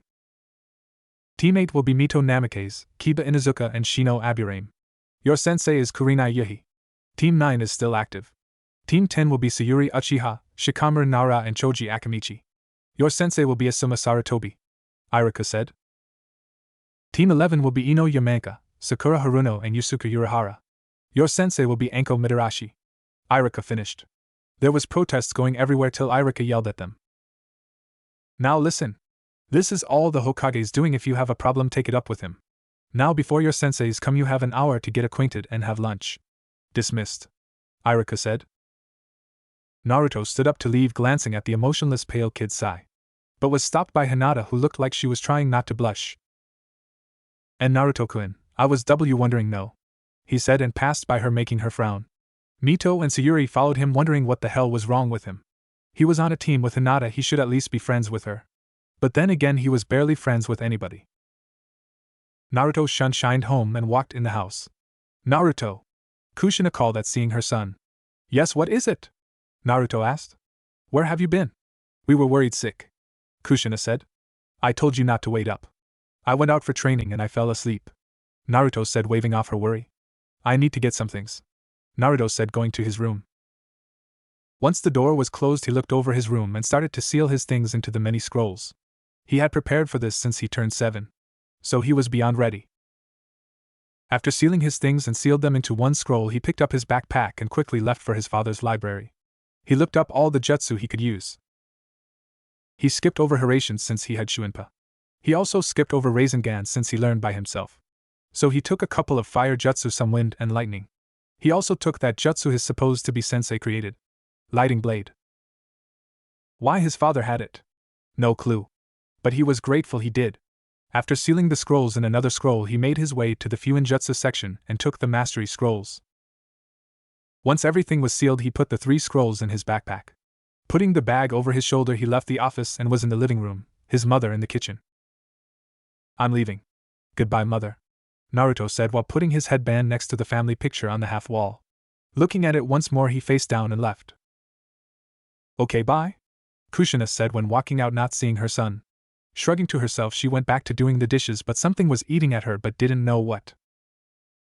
Naruto jumped from roof to roof, careful not to encounter Umbu. Naruto glanced at Mito and Sayuri, who were strolling home, no doubt looking for him. Naruto looked away and continued on. Mom, have you seen Naruto? Mito asked, walking in the house. Kushina walked out the kitchen. Oh, he just left. I think he went back to school, Kushina said. Mito looked confused before heading upstairs to his room. Since his 7th birthday, she hadn't been his room due to it being sealed or locked, so she just knocked. Getting no answer, she opened the door, surprised to find it open. What she saw scared her. The room was more plain than it was the last time she came in here.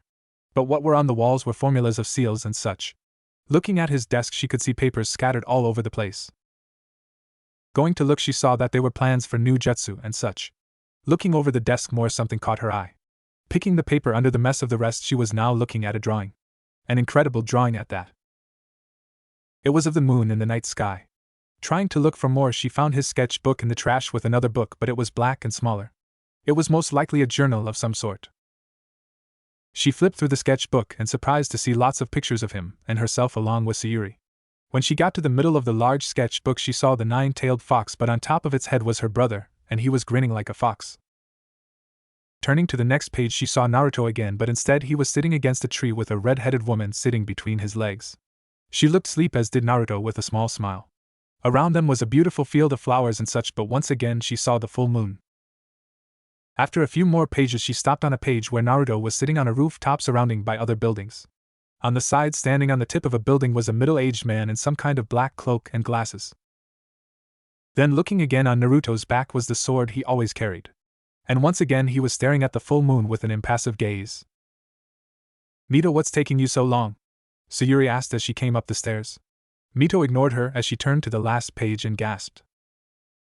The picture was of a burning Konoha in the night. Naruto was sitting on the edge of the Hokage tower looking at the village with his impassive face. Behind him were two people who lay dead. Their parents. Blood trickled out of her mother's mouth with her eyes closed while her father's chest was impaled by Naruto's sword. But then she caught something. Looking at the village, she saw an ape-like monster destroying the village while the same full moon was out.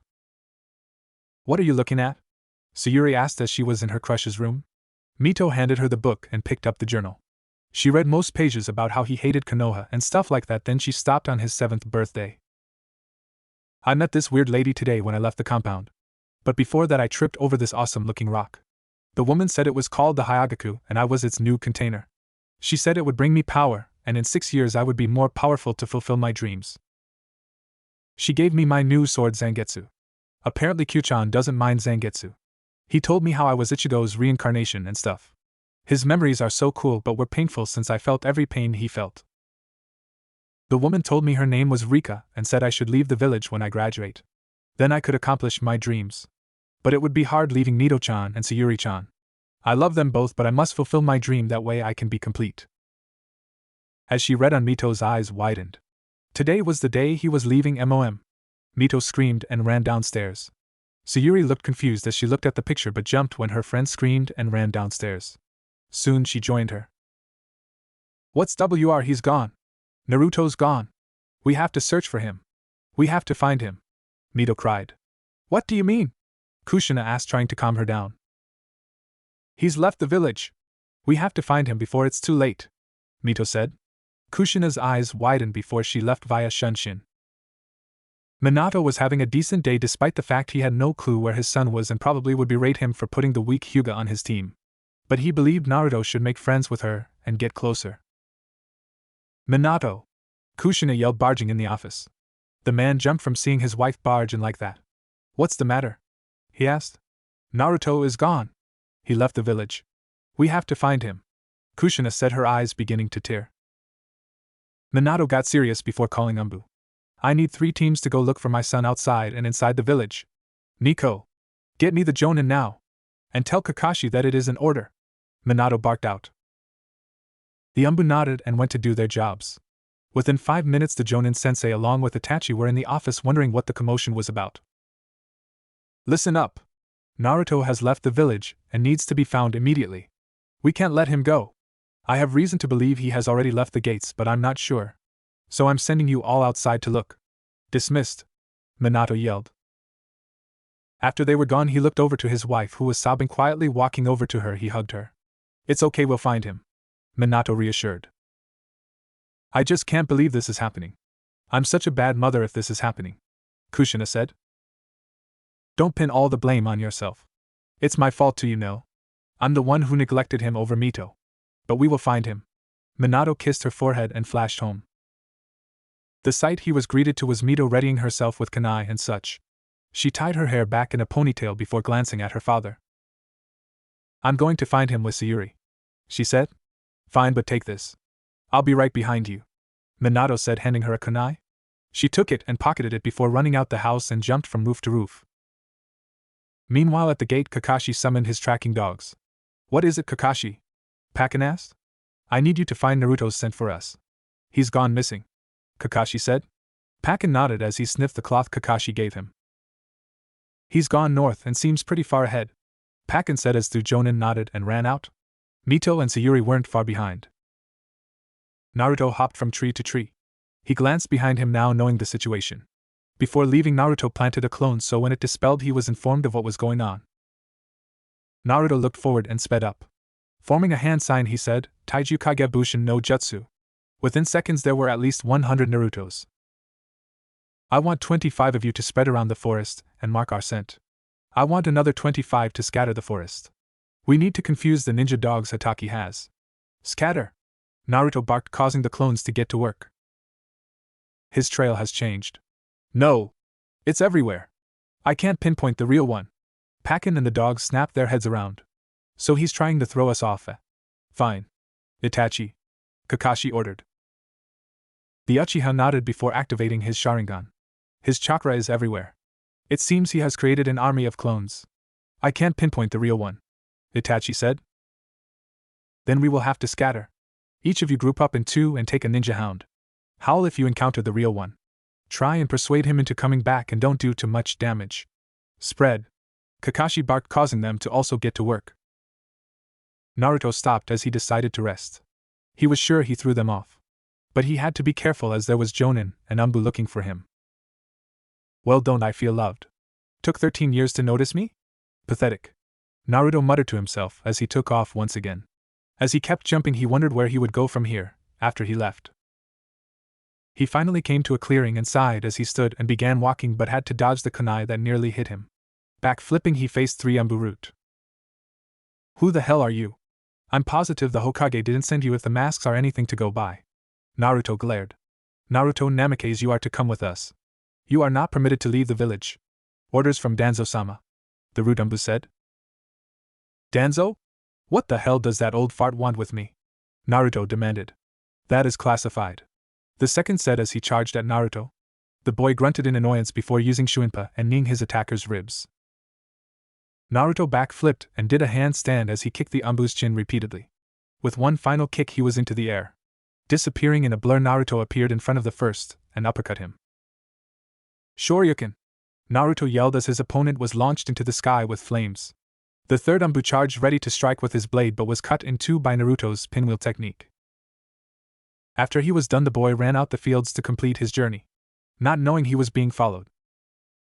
As Naruto continued to run, he was smart enough to turn around mid-jump and blow out, fire style, Great Fireball Jutsu.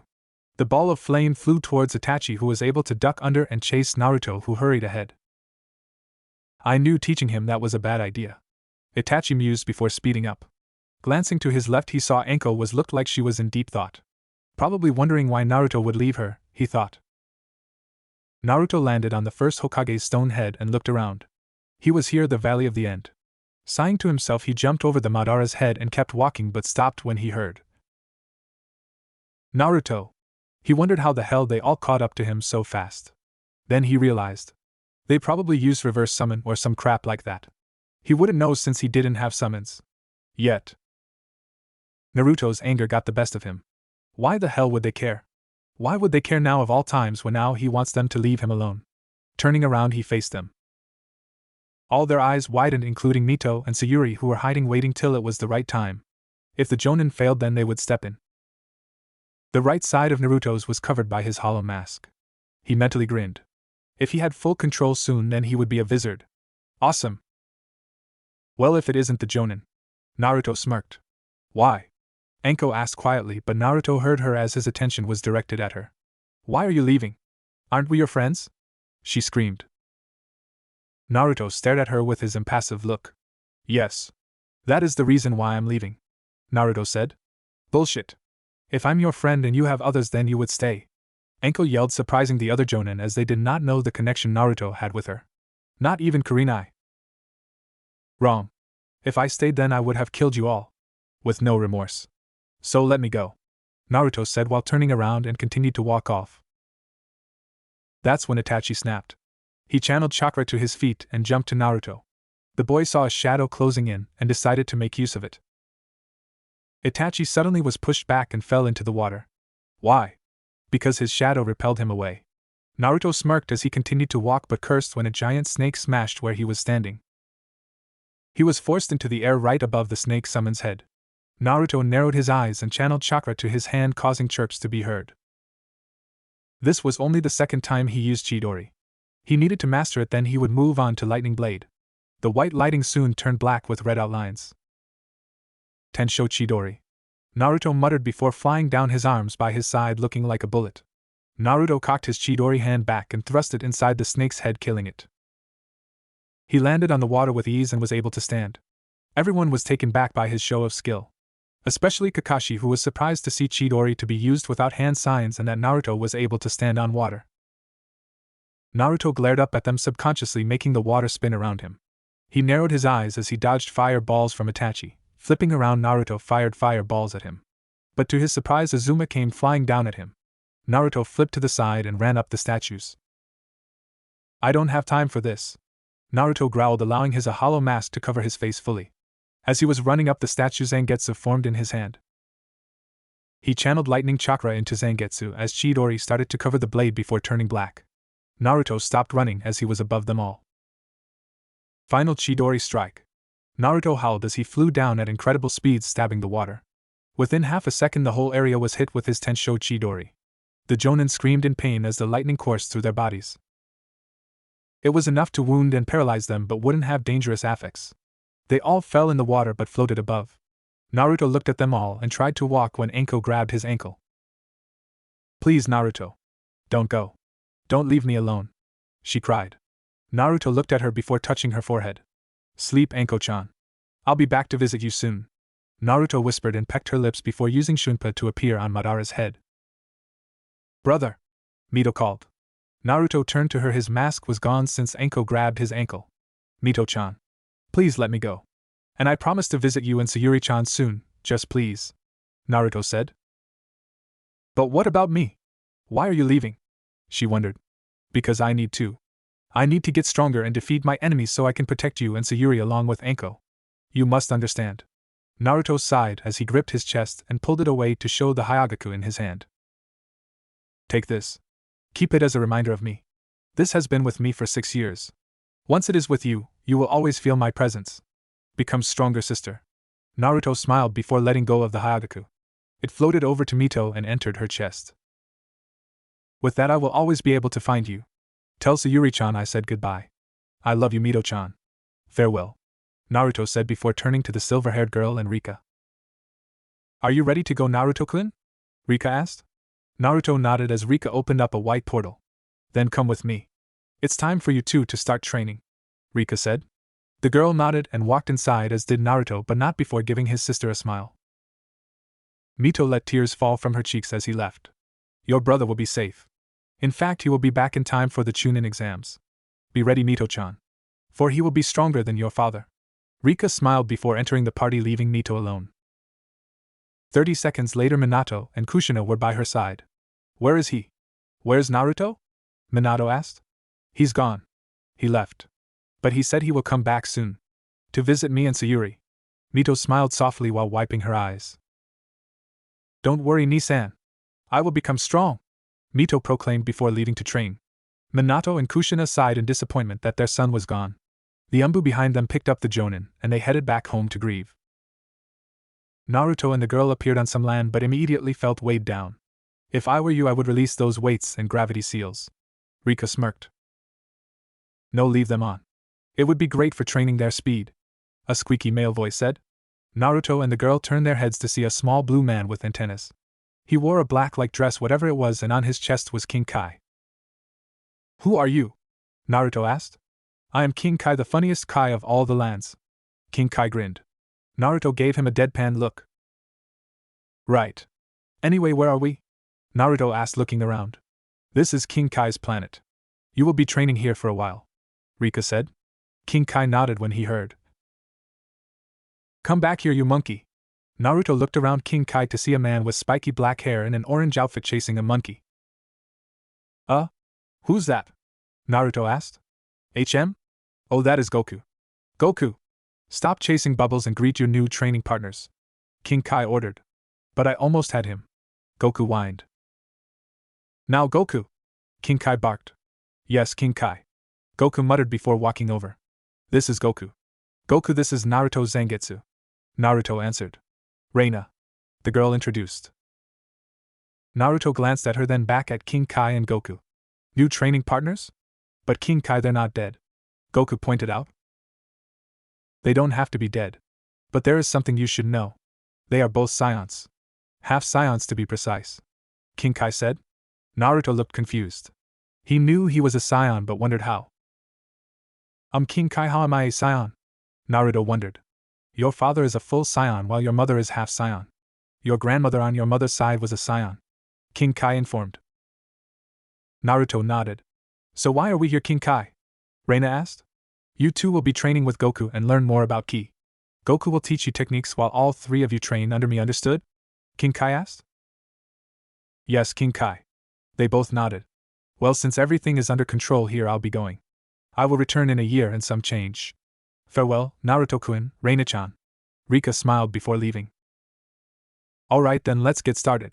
King Kai cheered before Naruto's stomach growled. Naruto blushed in embarrassment. Can I get something to eat first? Naruto asked sheepishly. Goku laughed while King Kai and Reina sweat dropped. This was gonna be troublesome. Minato sighed as he sat in his chair. The chair he was currently sitting in was in the council room, where said council was in outrage. Why were they in outrage? Because his son vanished to no one knows where. Silence. He commanded in a stern voice, making everyone shut the hell up. Thank you? Minato nodded. Lord Hokage, we have to find your son. He could have secrets about Konoha and give them to potential enemies. A civilian said. Yeah. Like IWA. Another shouted. All the shinobi in the room rolled their eyes.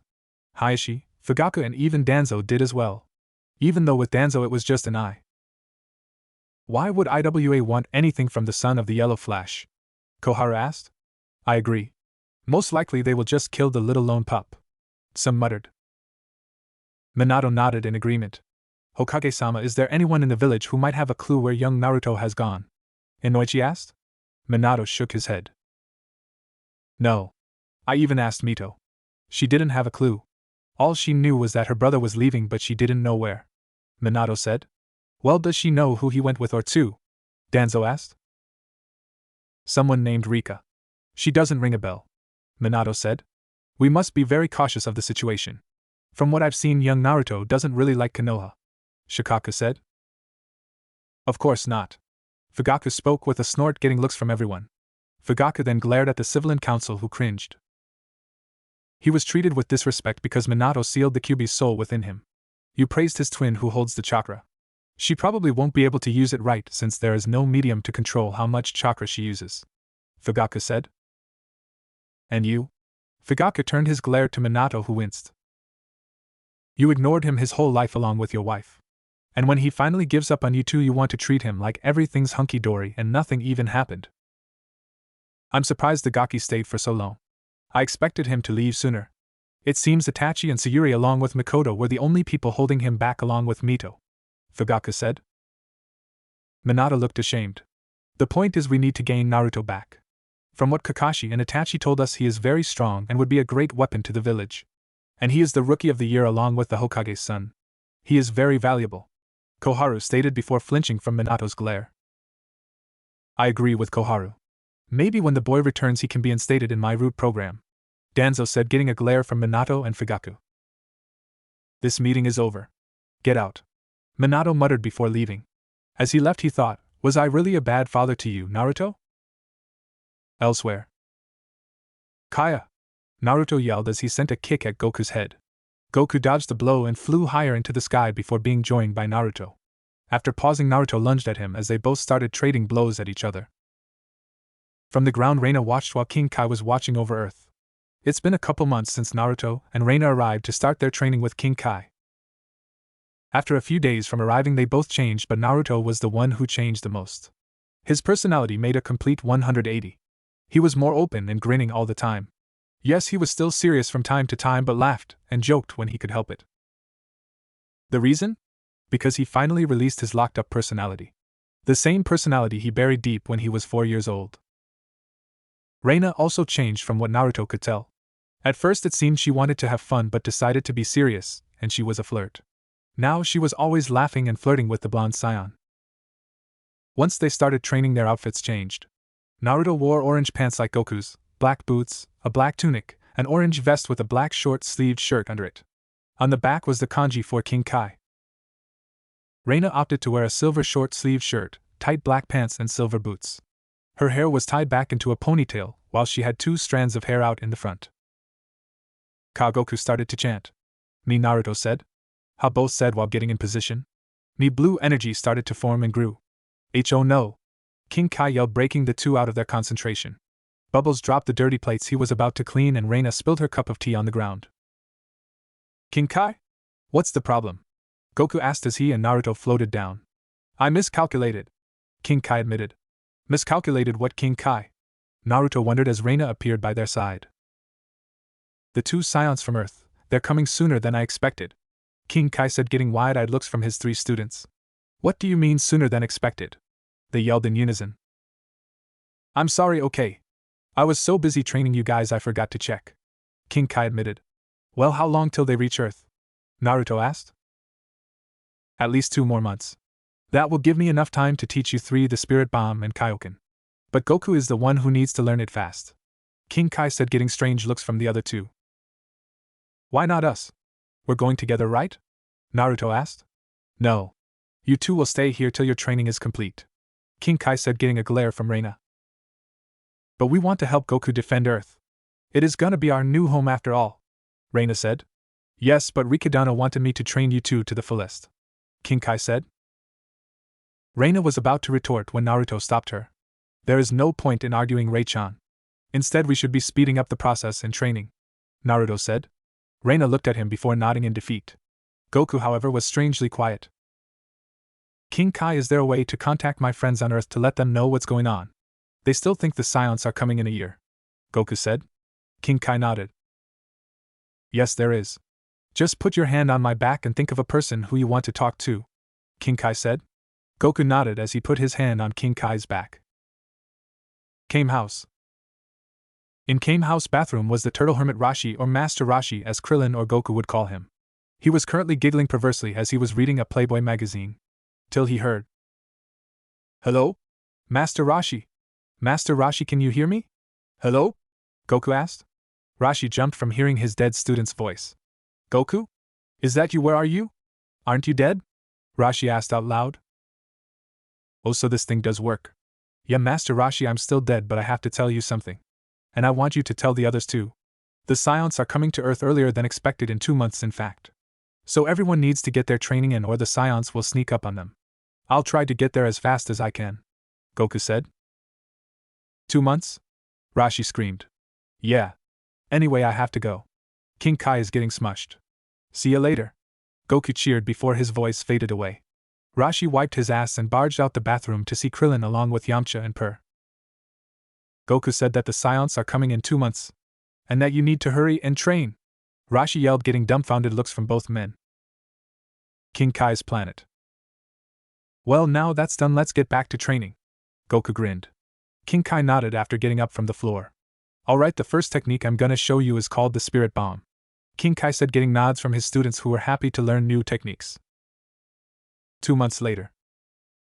Naruto and Reina were busy training, hoping to get stronger to help Goku, who was on Earth, as we speak, fighting the elite Scion Vegeta. As they continued to train, Piccolo and the gang were viewing the battle with King Kai.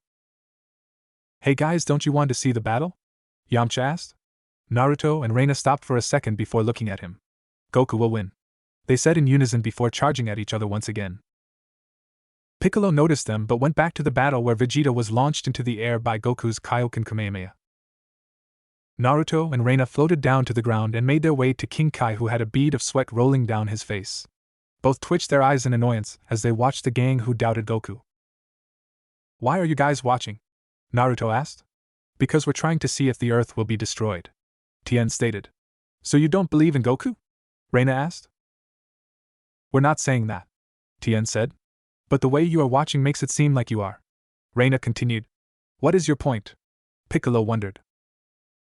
Our point is that you guys are doubting Goku. While you are over here watching, you could be training your asses off so you won't be useless in the future, Naruto stated. No, don't do it, Goku, King Kai said. What? Reina asked. Goku is trying to use the Spirit Bomb, but he is too weak, King Kai said. Enough, Naruto roared, snapping everyone from the fight. Goku will win. Stop doubting him and start training. Because if you don't, you will most likely die once more. I bet if I fought all of you combined, I will come out on top, Naruto said, getting a glare from the Namek. Is that so? Piccolo asked. You bet your green skin it's so. King Kai. We need more training. We have already mastered the Kaioken and Spirit Bomb, we need more, Naruto stated. King Kai looked at them and could tell they were telling the truth. But what could they train in? The other world tournament wasn't for another 8 to 10 years. I know what they could train in, a female voice said. Naruto and Reina's ears twitched as they spun around to see Rika smiling at them. Ka-san. They grinned and hugged her. Over the past year or so they both really looked up to the Rika who they found out was the Shinigami who unlocked Naruto's Scion powers. Anyway, instead of waiting till their training was over to see them, she decided to create a bond with both of them. A motherly bond since they didn't really have that. Reina's mother died from childbirth, and Naruto's ignored him. Hi there. She smiled while she hugged them back. Hey Tien, who's the babe? Yamcha whispered. Beats me. Tien shrugged. Piccolo seemed very weary of the white-haired woman but didn't know why. Rikadano. What could you offer them? King Kai asked. Training. Kami-sama wants me to put them in a dimension which is similar to the one Earth has. The hyperbolic time chamber. This will not only train them, but bring them closer. They will be put through difficult things and tested, Rika said. What about the Chunin exams Naruto has to participate in? King Kai asked. He will be out in time to take them and be back to help fight against the danger Earth will be put in, Rika said. King Kai's eyes widened under his glasses. Earth would be put under more danger than it already was? Piccolo was thinking the same thing. Wait a minute. If Earth will be put under more danger, then can't you tell us what it is? He wondered. No can do. That's the fun in life. Plus Sister Kami's orders. Anyway, Naruto-kun, Reina-chan, are you ready to go? She asked. Both nodded, ready to start the new training. Good, let's go. Oh, and the two are right. Instead of worrying over Goku, you should be training. I think he is about finished now. Rika smirked before opening a portal and left with the two half-scions. King Kai's eyebrow raised as he looked back to Earth and gasped. Goku won! Vegeta surrendered and escaped. King Kai exclaimed. Everyone else was in shock. Who the hell was that woman? And did she say Kami? As in not Namek Kami? Naruto and Reina followed their mother figure till they were standing in a blue area. Everywhere was just blue, nothing else. And the gravity felt heavy. Ka-san, where is this place? Naruto asked while looking around. This, Naruto-kun, is another dimension. On Kami's lookout there is a door where it allows you to enter another dimension for training. 1 day outside is 1 year in there. The same concept is applied also, Rika said. So we'll be training for several days? Reina asked. No, you two will be staying for several years, she said seriously. Both gasped in shock. What? But Ka-san, you said I would be in time for the Chunin exams. That is probably in a couple months, Naruto said. Naruto-kun. Your planet may be very similar to Earth, but the time is different. Do you know you were training on King Kai's planet for at least 5 months? She asked. Naruto nodded. Well, Earth 5 months passed. Your planet, which is called Elam, only 2 days passed, she said. Naruto's eyes bugged out his head. 2 days? That's really slow, Naruto said. Yes, it is. But that's how we want it. Once you two come out, there will be a week till the exams start. Like is said, plenty of time, Rika said. Okay, so how long will we stay here in Earth time? Reina asked. I say about 3 years. That will be about 30 years in here, she said. Now Reina's eyes bugged out of her head while Naruto's jaw dropped. 30? They yelled. Rika laughed. Yes. But you won't have to worry much. Your bodies won't change in here. Well, they will, but according to Elam time. This way you two can gain more than enough experience. And if you're lucky, learn to surpass a Super Saiyan, which you Naruto don't know how to attain, and you Reina don't know how to maintain long enough. Rika smirked at their sullen expressions. Naruto grinned suddenly. This means I can control Zangetsu power. Naruto grinned. Reina nodded also, but thinking, and a way for me to get closer to you, Naruto-kun. She glanced at him, then back. Rika caught the glance and noticed how much love and hope there was in that one glance. She smiled. Alright, you two, for 10 years you will train in this dimension to build strength. In the next 10 will be survival. The last 10 will be teamwork. I will visit you every 2 years. I might even send Goku or Gohan in here to join you for a little bit. She smiled. Both understood Goku but Gohan. He was just a kid. But they didn't comment on it. They knew as well the Gohan had hidden potential as well. Alright, now for living essentials, Rika said before clapping her hands. The ground started to rumble till 3 mansions and a shed grew from the ground. Both looked at the houses and shed and wondered what they were for. Alright, you probably wondering what the mansions and shed is for, right? Rika asked, getting nods from her kids. Okay, the house in the middle is where you will be living while you stay here. In the fridge is food that will last you till the 10 years are up. In the second house on the left is all the jutsu scrolls you might want to learn, Naruto-kun. And for you, Reina, the third house on the right is a weapon house. With all the weapons you can think of. I know how you like weapons, so it's for you to use. Naruto, you also might want to browse there also, since with your full bring powers you can form any kind of weapon, Rika said. Both looked at the houses with stars in their eyes. Naruto also drooled at the sound of food. Since starting his training, his appetite has grown. It's always been big since his tail appeared, but decided to eat small since it would take longer to get away from his old family from the table. Not that he minded spending more time with Mito. It was Minato and Kushina he minded. Ka-san, what's with the shed? Reina wondered. Naruto looked at it and wondered the same thing. The shed is a terrain device. It allows you to choose what kind of terrain you want. Also the temperature, Rika informed. Does it include gravity? Naruto asked. Yes. But when the 10 years are up, these things will all disappear. Since it would be survival. The temperature and gravity can change at any time along with the terrain. Now I must go, so give me hugs, she said. Both turned and gave her a big hug as she kissed both of their heads. Alright, see you guys in 2 years. She grinned before fading away.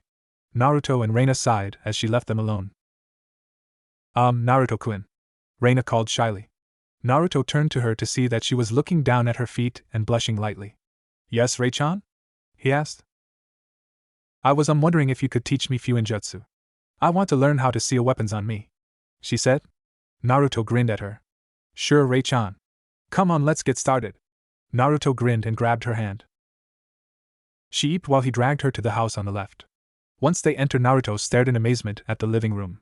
There was a couch and kitchen, stairs that led to a bedroom. Probably for if they wanted to stay the night or get comfortable while studying. I wonder which way leads to the Fuinjutsu section, Naruto pondered out loud. Reina had a full blush as he was still holding her hand. The only time they made contact like this was if they were training or she snuck up on him to flirt. I know, he said before they ran off to the left hallway. After running a couple of feet, they stopped at a door that had the kanji Fuinjutsu. Naruto opened the door to see the whole room was filled with shelves of Fuinjutsu. In the center and against a wall were desks to sit. Naruto let go of her hand and made his way over to the beginner section. Okay, Rei-chan, the first thing about Fuinjutsu is having excellent calligraphy. With crappy calligraphy, the seal will be wrong and probably ending up killing you. So we're gonna test it out, okay? He smiled at her. Okay, Naruto-kun. She nodded. Naruto grinned and started to tell her more about Fuinjutsu. When he set her all up, he went to the high, intermediate, low master section. After picking up where he left off in Konoha, he sat down next to her and began studying also. They both studied for at least 5 hours straight and felt that it was sufficient enough to take a break. Naruto stood and stretched. I'm going to meditate, Naruto said. For what, Naruto-kun? Reina asked. Because if I want to master all the elemental jutsu, then I need to fully open my other chakras, Naruto explained. Reina nodded. But the chakras I have opened now are only partly open, only giving me some power. Anyway, catch you later. Naruto waved before leaving. Reina waved too before standing up and decided to get something to eat.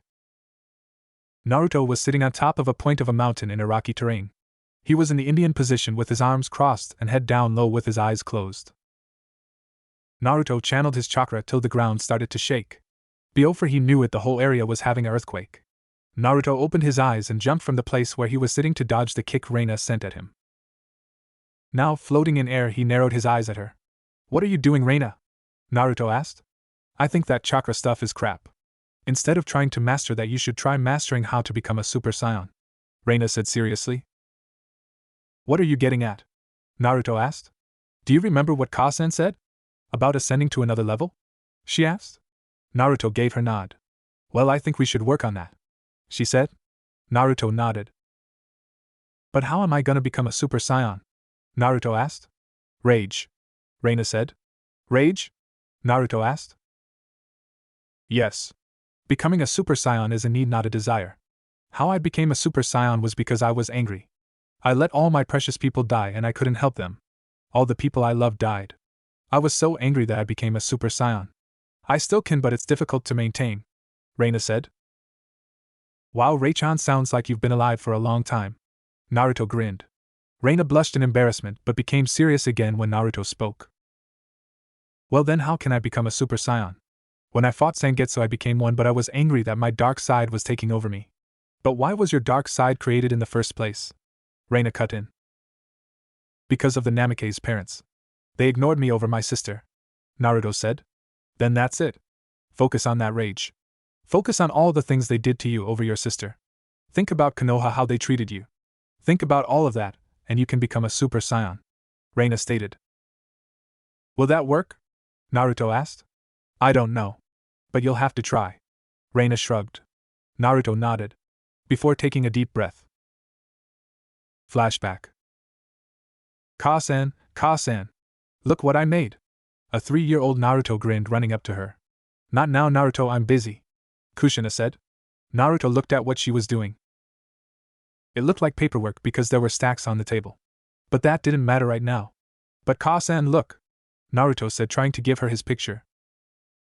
Yeah, it's great, Naruto, but I'm busy, Kushina said, not even looking at it. But Naruto, go to your room, Kushina yelled. Naruto stepped back and looked at her with wide eyes. But Ka-san, what did I just say? She asked, now glaring at him. Naruto now had tears falling from his eyes and ran upstairs while Kushina sighed in relief and returned to her paperwork. Hey Tusan, can we go train now? A 4-year-old Naruto asked. Minato was in his home office trying to sort some things out. Not now, Naruto, I'm busy. Maybe next time, Minato said. But Tusan, that's what you said last time. And the time before that. Why is it when Mito asks you and Ka-san jump at the chance but shoo me away? Naruto asked. Naruto, I'm busy. Go ask your mother, he said. I did. But she said ask you? Naruto said. Well, what is she doing? He asked. Training Mito. Now please? Naruto asked. She's training Mito now? Why didn't she tell me? Minato asked while standing up to join them. Father! Naruto called. Sorry, Naruto, but I need to train Mito also. Go play with your friends or something, Minato said before walking away while Naruto stood there in shock. Flashback end. As Naruto remembered those memories, his ki started to rise. His fists clenched together while his veins started to pop. Reina watched in sadness because no one should have to gain power by remembering how their parents treated them badly. Flashback. Naruto was now 5 years old, and was going to ask his mother if she could take him for ramen. Hey Ka-san, can we go for ramen today? Naruto asked with a grin. Kushina finished drinking her juice and looked at Naruto with a raised eyebrow. What do you mean? She asked. You promised you would take me for ramen today. Remember? You took Mito without me yesterday and promised to take me today, Naruto reminded. Did I? Well, how about tomorrow? Kushina asked. Ka-san, Naruto whined. Oh, okay, Naruto. Let's go then, Kushina said. Naruto grinned as he and his mother left for ramen. As they were walking the streets, Naruto noticed all the glares the villagers were sending him. He looked up to his mother for safety but was disappointed when she looked indifferent, like she wasn't aware of anything. Hey Kushina! A voice called. They both stopped and looked behind them to see Jiraiya walking towards them. I knew that red hair when I see it. Jiraiya grinned. What can I do for you, pervy sage? Kushina asked. Oh, Minato wanted you to come by the office. Tsunade is there also. We want to talk about Mito's training, Jiraiya said. Oh really, I'm on my way, Kushina said. But Ka-san, what about ramen? Naruto asked. This is important, Naruto, plus you can eat ramen by yourself, can't you? Kushina asked. But I wanted to have ramen with you, Naruto said. Naruto, this is important. Don't you want your orents to help your sister? Jiraiya asked with a smile. Naruto glared at him. Don't worry, Naruto, I'll be back soon. Just wait for me, okay? She smiled. Naruto gave a hesitant nod and walked into the ramen shop, but not without watching his mother and godfather's retreating backs. Oh hey Naruto-kun. You wanna order something? I.M asked. No, not yet, I.M-chan. I'm gonna wait for Ka-san to come back. Naruto gave a saddened smile. I.M nodded and walked off. Hours passed as Naruto waited for his mother to come back. He waited and waited and waited some more, but she never came back. He was hungry, very hungry, but he wanted to eat with his mother. When he looked outside, it was nighttime.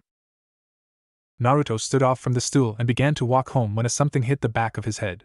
Falling to the ground with weary eyes, Naruto set a rock on the side of him. Touching the back of his head and looking at his hand, Naruto saw blood. Who threw that? Naruto asked and looked back to see a mob of angry villagers. We have you now, demon, a villager snarled. Naruto crawled away with a frightened look, but they came closer, and when they finally approached, he screamed for his life.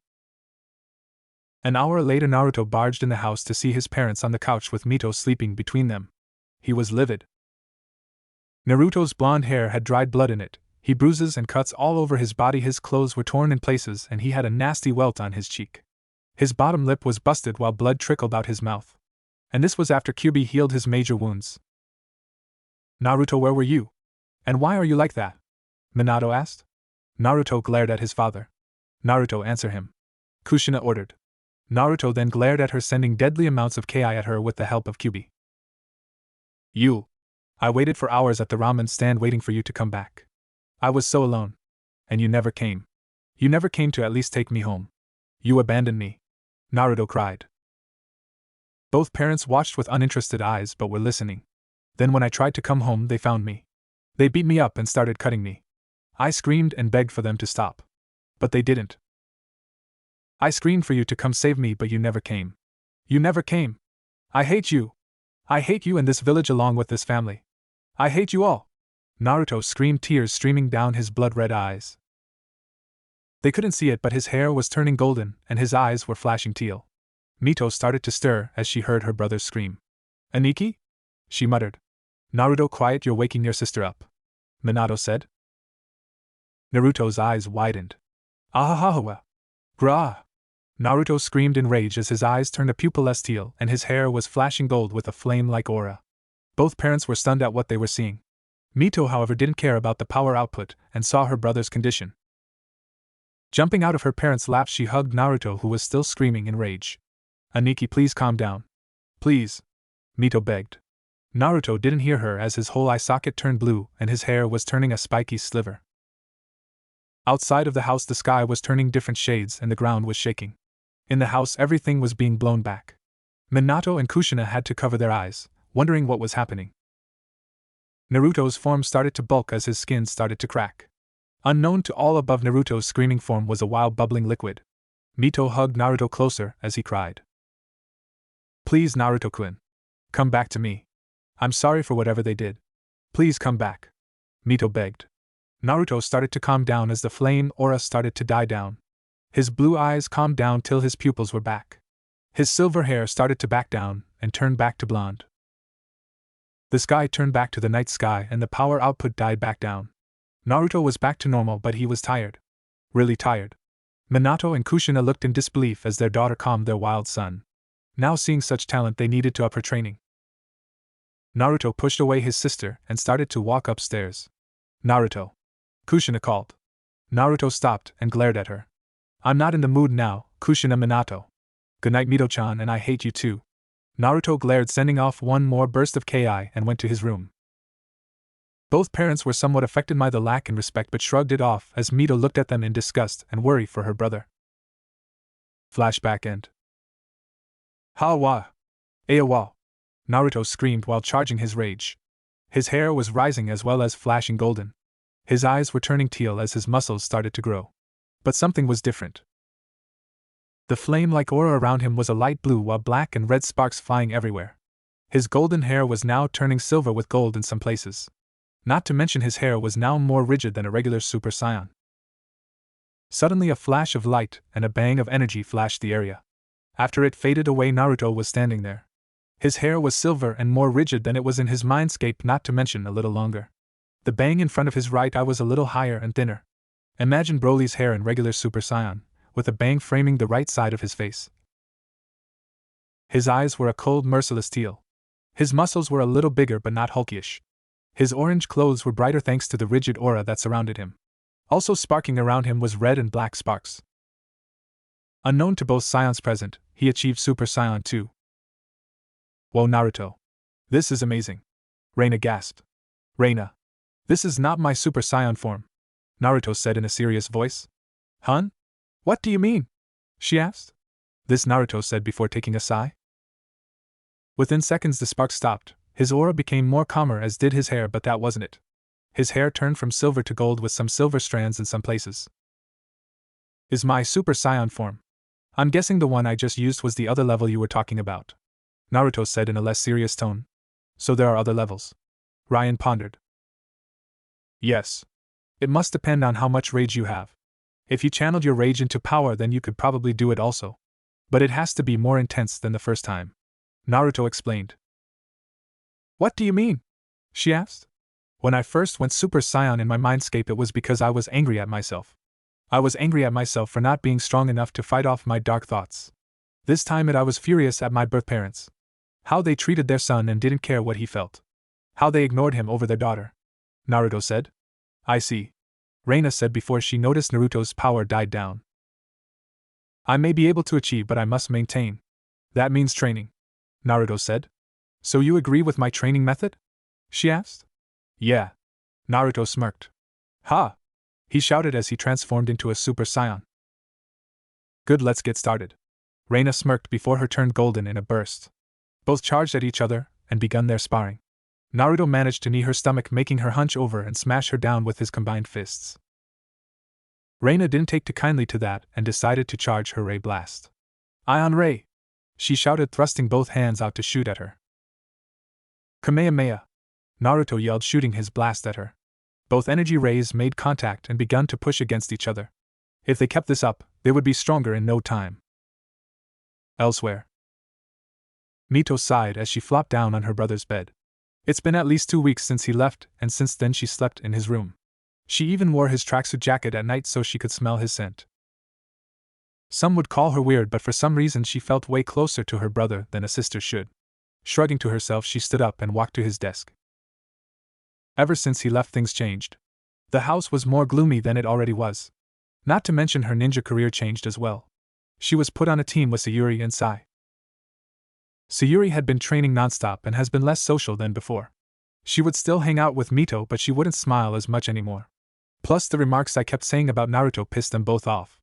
Sayuri went as far to punch Sai in the face. Mito stopped her before she could do any more, but warned Sai if he said another thing about her brother, he would be on the receiving end of her fist instead of the training post. Sai actually showed emotion, no matter how small it was. He showed fear. Kakashi Hatake was their sensei. Instead of being 3 hours late like always, he was actually at least 10 to 15 minutes late, and didn't read his smut that much. He's been teaching them teamwork and stuff for a while. He didn't need to teach them tree walking or anything like that, since all three knew it due to Mito learning from her parents. Speaking of her parents, they have been depressed a lot lately. Her mother is always cleaning or taking her self-inflicted anger out on a post. And if she wasn't doing that, she was going through family scrapbooks. She would look at pictures Naruto was in and noticed how he was either glaring at them, frowning, or just plain emotionless. But one thing she always noticed was he was always a few inches away from the family. Her father was always in the office doing paperwork. And he actually one time finished his paperwork without complaining or taking a break. Once he ran out of paperwork, he would assign missions to teams or go out to train. She also noticed how she wouldn't see Itachi or Anko around as much. Itachi would be around sometimes to hang out with Naruto, but now since he was gone, the Uchiha genius was doing missions non-stop. She didn't know what connection Anko had with her brother, but the usual cheery crazy snake lady was seen around with a scowl or frown on her face. She left her dango half-eaten, and you could hear some muffled screams coming from the TNI department. Yeah, scary. Mito noticed her brother's journal on the desk and decided to read it. Maybe if she read it she could know more about her brother than she already did. She read some of it, but it was mostly when he was younger. So she decided to read when he was 12. Laying back down on the bed, she began reading. Mito-chan and I just went to the clothing department. Usually I get thrown out, but this girl named Lauren was pretty nice, and even gave us a discount. I got some cool durable clothes, plus the jacket was orange, which is a huge plus in my book. Anyway, Mito-chan got some clothes too. At first they were too shinobi-like and Shed didn't really like them that much. So I helped her choose something that was comfortable to wear, and something she would like. Once she came out that dressing room, I swear I was looking at an angel. I don't know why I felt like that, but I wanted to hold her for a long time. I don't know what these feelings are, but I hope I figure them out soon. Mito blushed when she read that. He thought she was an angel. Something stirred in her stomach, but she decided to keep reading, so she flipped to the next page. It was a few days after the clothing store. Today, me and Mito-chan decided to go swimming since it's getting hot in the village. We invited Sayuri, but she said she wanted to hang out with Itachi since he just came back from a long-term A-rank mission. We wore clothes over our swimming wear. Well, I wore a shirt and Mito-chan wore clothes. I got some new trunks from the clothing store since my old ones are old and too tight. So these ones are orange with black flames on the bottom. Cool, hun? Anyway, we decided to go to a new area, so it was just us. We traveled to a meadow where there was a decent waterfall and all. The place looked great and peaceful. As I was taking off, I noticed Mito-chan undressing. For some odd reason, my heart started beating faster as I watched her undress. Even though she didn't know, it felt like a long time before she undressed. It was agonizing. And that isn't the worst part. Her bathing suit was a two-piece bikini. The top was red with pink flowers adoring it. The string hung above her tan sexy neck. What am I saying? Oh, what the hell, it's not like she is gonna read this anyway. And if she does, then I am already dead. I hope. Anyway, it was covering her nice perky B-cup. But what got me was her flat-toned, muscled stomach that led to her sacred area where the other piece was. A pink flower over her pink flower. Hee hee. I nearly passed out from blood loss. Why? Because I saw how the bottom piece shaped around her round ass. It was almost like a thong. By this time my little friend became my big friend and I had no choice but to jump in the water so she couldn't see me. I hoped she didn't. But things calmed down enough for us to have fun and relaxed. But every once in a while I would take a glance at her. I wonder what these feelings are and hope they go away soon. Now Mito had a full-blown blush. Her brother really thought that way about her. To say she was shocked was an understatement. She was beyond shocked. She remembered that day as well and wondered why he was acting weird. But Mito also remembered how she acted when she saw his shirtless body. She got a little hot just by thinking about it. Deciding to move on, she flipped a couple pages ahead and skim-read. She read how he started to develop feelings for Sayuri. It made her a little sad but happy when he was developing strange feelings for her as well. Then she stopped on a page. Her heart nearly stopped when she was done reading it. So it's been about a year since Mito-chan and I went swimming together. And I finally figured out what feelings I hold towards her thanks to Q-chan and Zangetsu. I love her. I love her more than a brother should, and I'm not sure if it's a good or bad thing. She's became more beautiful than I should realize and I just want to be with her more. She makes me happy. More happy than anybody does. I'm happy when she's happy, even if she is learning something those bastards are teaching her that I should learn also. I've also noticed when I'm happy she's happy, which makes me even more happy because she's happy. But I don't know how to approach her about it. I don't want to lose her because I told her my feelings.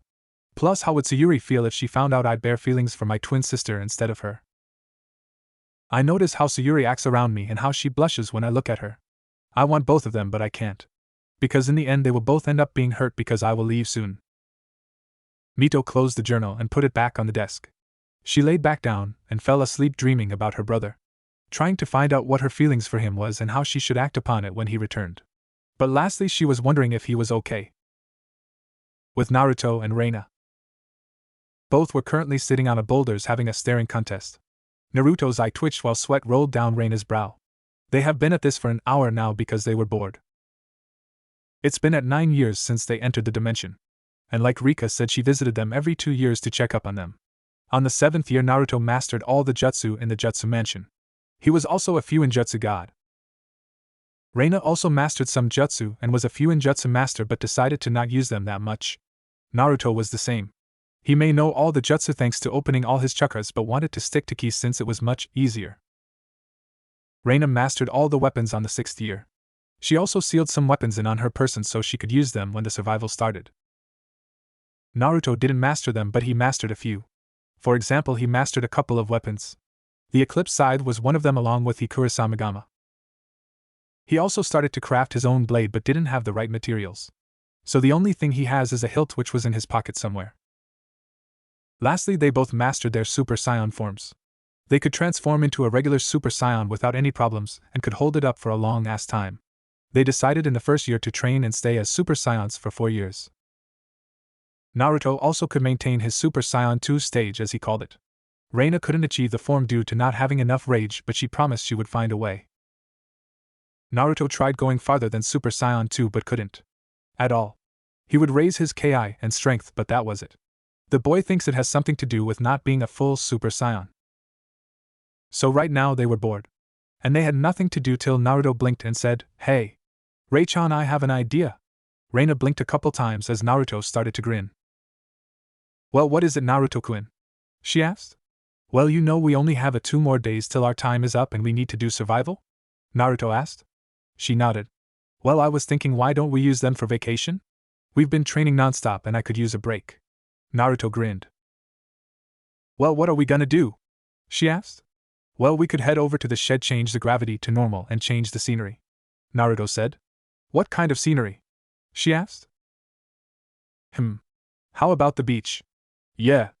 Naruto grinned. The beach? Well, okay. I'll go put on my bathing suit. She grinned before running off. Naruto smiled to himself. This way he could actually get Reina to be his. Since spending 10 years in here with her, Naruto has gotten closer. He actually started to develop feelings for her on King Kai's planet, but thought it wasn't appropriate since he was still trying to get over Sayuri and his sister. He still constantly thought about the two and planned on seeing them once he returned for the Chunin exams. He figured out a way to have all three of them. The CRA. Even though he wasn't a full-time ninja anymore, he believed in that kind of thing if it was out of love and he would be able to do it. He planned on making his own clan soon, and it would be necessary. Shaking his head out of those thoughts, he made his way back in the house to get his trunks. There was also one other woman he planned on making his. And he would release her as soon as he was back in the real world. Kyubi. Or he would call her Kira. He named her. Because she allowed him. Flashback. It's been 3 years since Naruto and Reina started their training. And Naruto was currently in his bed looking at the ceiling. Naruto-kun. I need to talk to you. Kyubi said. What is it, Q-chan? Naruto asked. Just come into the seal. It's important. Kyubi said. Naruto shrugged but did it nonetheless. Once he reopened his eyes, he was standing in a green field. He walked over to the cherry blossom tree and sat next to Kyubi, who had a faraway look. Naruto would have thought she got more beautiful over the years, but it was just his imagination, Kyubi would always say. Her crimson red hair was pulled back into a ponytail as she allowed 2 bangs to frame the side of her face. The pink supple lips he enjoyed kissing was in a thin line, while her blood-red eyes were a little dull. She wore a red and black kimono that matched her collar, which was the seal. What is it, Q-chan? What's wrong? Naruto asked worriedly. I wanted to tell you my name. My real name. She said. Naruto looked confused, so she elaborated. When the old man created us, he gave us each a name. Us Biju only tell our containers our name when we have full trust in them. I trust you, Naruto-kun. So I will tell you. It's not really a feminine name, but it's Kurama. Kyubi said. Kurama? Naruto mused. But if we chose so we can change our name. I want you to choose my new name, Naruto-kun. She said. Naruto looked at her for a second before grinning. Kirana. Or Kira-chan. Naruto I smiled. Kirana. Kyubi said to herself before hugging Naruto. Thank you, Naruto-kun. I love it. She said before kissing him, engaging a makeout session which Naruto was happy to participate in. Flashback end. Naruto smiled at the memory and started looking for his trunks. Not being able to find them, Naruto went into Reina's room to ask her but froze once he was inside. In front of him was Reina, who just got out of the shower drying her hair with her towel. He guessed she took a shower so she could be clean because they were training before engaging in a staring contest. Naruto stared at her beautiful pale body. He started at her blushing face, then started traveling down. Her mounds now looked like a perky D cup. Her pink looked hard, no doubt from the cold air. Her areolas were at least 2 centimeters. Then he went farther down to her flat muscled stomach. Lower he saw her trim patch of silver hair, then to her pink. While all this was happening, Reina was panicking, wondering what was gonna happen. A part of her wanted to blast him with a Kamehameha while yelling pervert, but another larger part of her wanted him to act and start ravishing her body. I'll go now, Naruto said nervously. Kira was watching the whole thing and rolled her eyes. With a snap of her fingers, Naruto's eyes dulled as he stopped where he was and looked at Reina. He noticed the want in her eyes. He wanted her. She wanted him. What was he gonna do? Act on his want, duh. And that's what he did. Naruto walked over to her and looked down on her since she was about an inch shorter than him. She was frozen still while she looked up at him with an awe-stricken look. Naruto grabbed her chin and smiled at her. You're cute when you're nervous, Rei-chan. Naruto cooed before claiming her lips. She tensed before relaxing. This is what she wanted. She wanted this for so long. She would be a complete idiot to deny him when he was hers. 3 years later. Earth. Are you sure Goku is gonna show up? Yamcha asked. Of course. I can feel his energy, Piccolo said. Gohan and Krillin were watching till something shocked all of them. No way.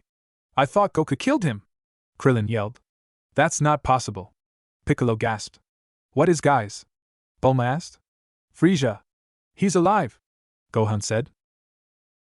So Kakarot could finish the job, eh? Vegeta frowned. Up ahead, Frisia's ship landed, and when it did, several soldiers got into two lines on the side of the walking pad. A tall, muscular, horned alien wearing a brown cape and a machine-repaired Frisia walked out the ship. So this is Earth? Not much from space, King Cold said. So this is where that Scion monkey lives. Oh, I can't wait to kill everyone he loves and holds dear and greet him once he shows up. It's just pure luck I got here before him. Frisia grinned. So Dad is on his way then, Gohan thought while everyone watched Frisia. A wind blew around them, making Frisia narrow his eyes so he wouldn't get dust caught. But suddenly they heard a thud. Both Colds looked to their side to see one of their men was on the floor, sliced in half vertically. Another second passed, and the other men fell as well, scaring the shit out of Frisia. Who's there? Show yourself, Frisia ordered. The wind blew harder, making King Cold and Frisia to close their eyes. Even the Z-fighters had too. Once the wind died down, they all looked up to see two people in front of Frisia. It was a boy with spiky blonde hair that came to his neck and a girl with silver hair tied into a ponytail with a bang framing the left side of her face.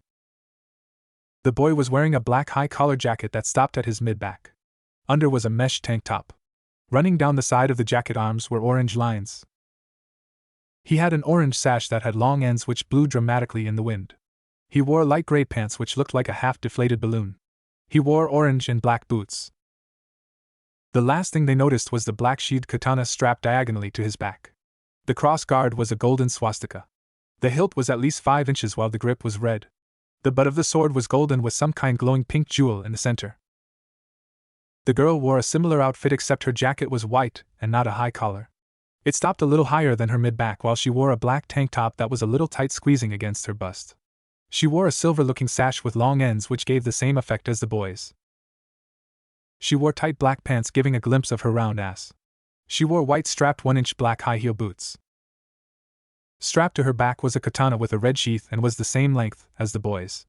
9 inches. The cross guard was a gold square.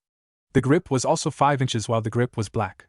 The butt was silver while a red ribbon hung at the end. Who are you? Frisia glared. So you're Frisia? Wow, you're more ugly in person.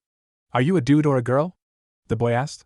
Frisia glared even harder while the girl stared impassively. Naruto-kun, do you mind? She asked. All yours, Reina-chan, Naruto said. Reina nodded in thanks. She would show him how grateful she was later. Does anyone know what they're saying? Krillin asked. Piccolo did but was too shocked to say anything. Those are the brats from before? Their power is higher than all of us combined. And that's just the girl. The boy, he is on a whole other level. Who was that woman? Piccolo thought in shock. Vegeta also sensed their power but not as much as Piccolo could. He was wondering who they were. Bulma was drooling at the blonde. She didn't see his face but those muscles were eye candy. Naruto glanced behind him wondering who was eye-raping him but shook it off. He just hoped it was someone hot. Maybe that Bulma chick, yes she is hot. I'll ask once again, who are you? Frisia growled. Someone you took everything from. You took my friends and my brother. Along with my planet. But I thank you? If it wasn't for you I wouldn't have found my husband. And gained this. Reina said before clenching her fists. She could have gone Super Saiyan without effort but wanted to show Frisia who he was dealing with. Gra-ah! She screamed as her hair raised from the power output. Naruto's eyes didn't leave Frisia but was watching his wife. What is she doing? Everyone asked to themselves. Vegeta was gaining a tick in his eye while Gohan was amazed. He knew what she was doing. She was becoming a Super Saiyan. Naruto glanced to a distant mountain. He channeled chakra to his eyes, allowing them to become red and slitted. He raised a brow as he saw a boy with light blonde hair with mixed blue. He looked to be about 16. He was wearing a similar outfit to them but was cut short of his musings when Frisia shouted, "No! Not another one! Not another Super Saiyan!" Everyone's eyes widened besides Naruto, who directed his attention back to the Colds. Vegeta was angry, Piccolo was shocked as was Gohan, everyone else didn't know what that meant even though Krillin did a little. Yes, Frisia. I am a Super Saiyan. But I'm more powerful than Goku is. Now I can finally have my revenge. Frisia! Reina charged at an impossible speed for anyone besides Naruto. In a blur, Reina passed Frisia and was now standing on top of their ship. Frisia managed to get into the air with luck but not without losing an arm, his right. Ah! He screamed as his blood gushed out his arm. Cold looked at his son then to Reina but noticed how Naruto was watching him. Who are you two? Cold asked. You damn scion monkey. I will kill you and destroy this planet. Frieza yelled before bursting high into the air. Both half-scions watched impassively as Frieza rose into the sky. Both made eye contact and Reina nodded. I guess it's my turn to step in, Naruto muttered.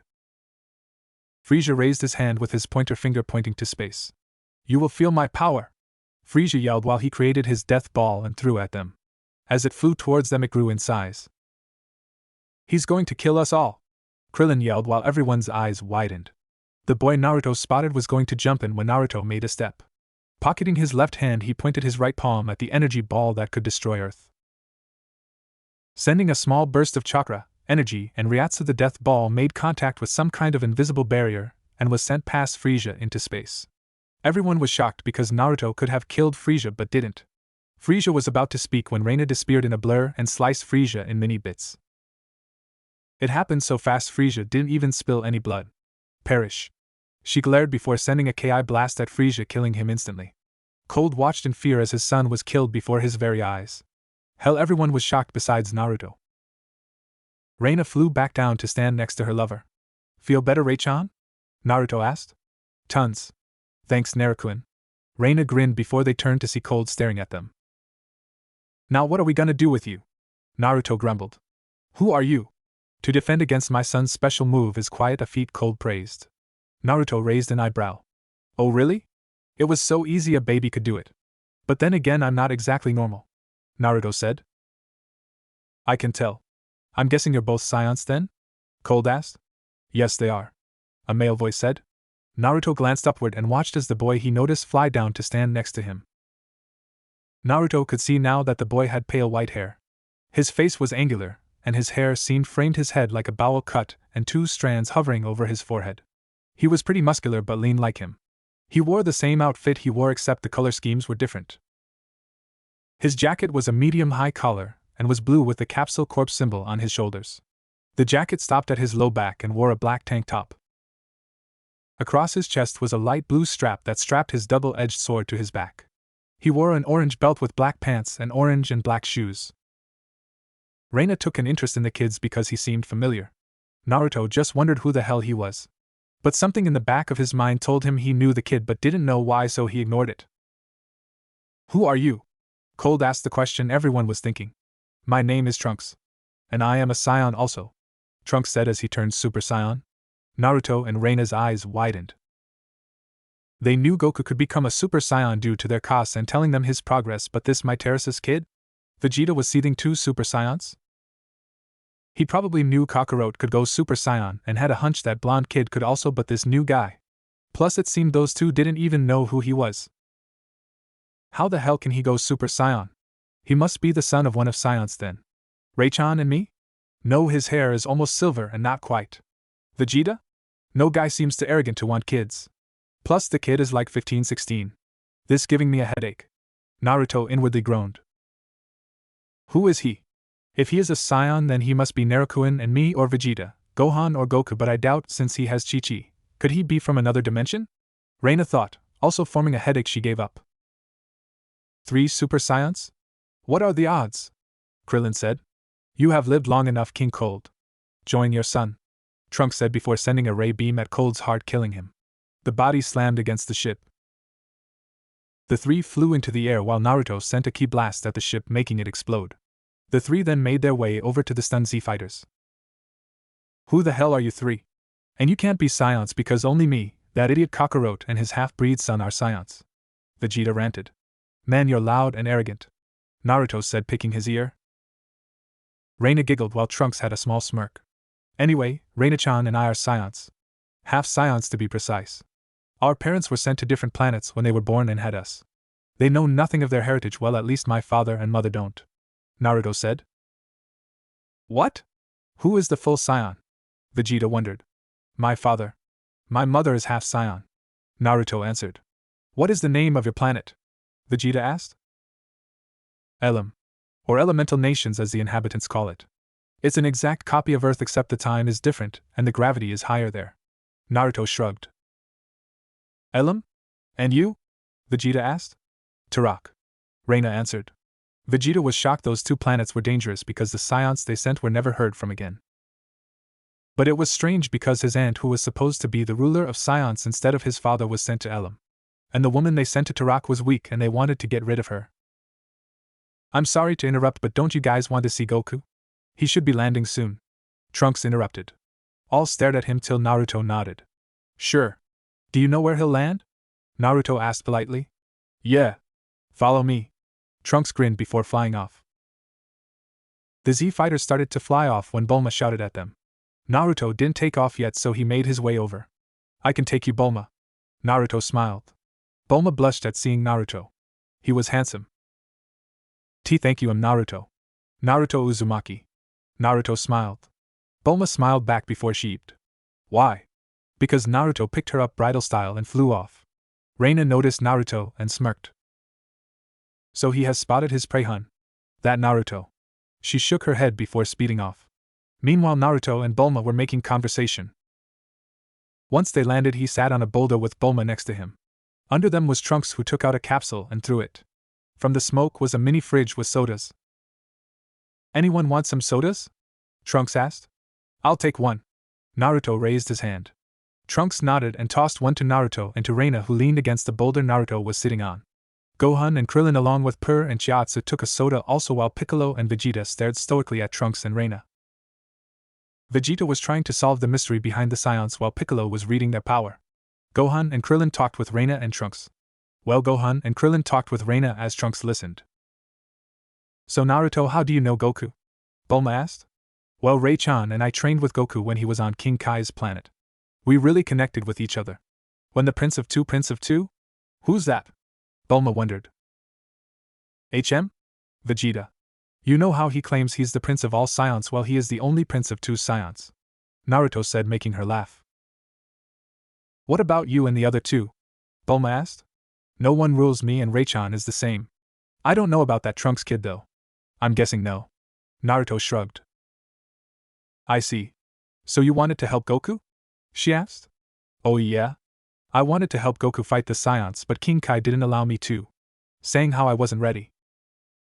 But my Ka-san bailed me and Ray-chan out, allowing us to train somewhere for a while. He kinda cut the time short by 1 year instead of taking the full 3 years. No doubt Ka-san will be mad at us. Naruto muttered, making Bulma laugh once again. So Naruto, what is your connection with Reina? Bulma wondered. HM? Well, Ray-chan is my wife.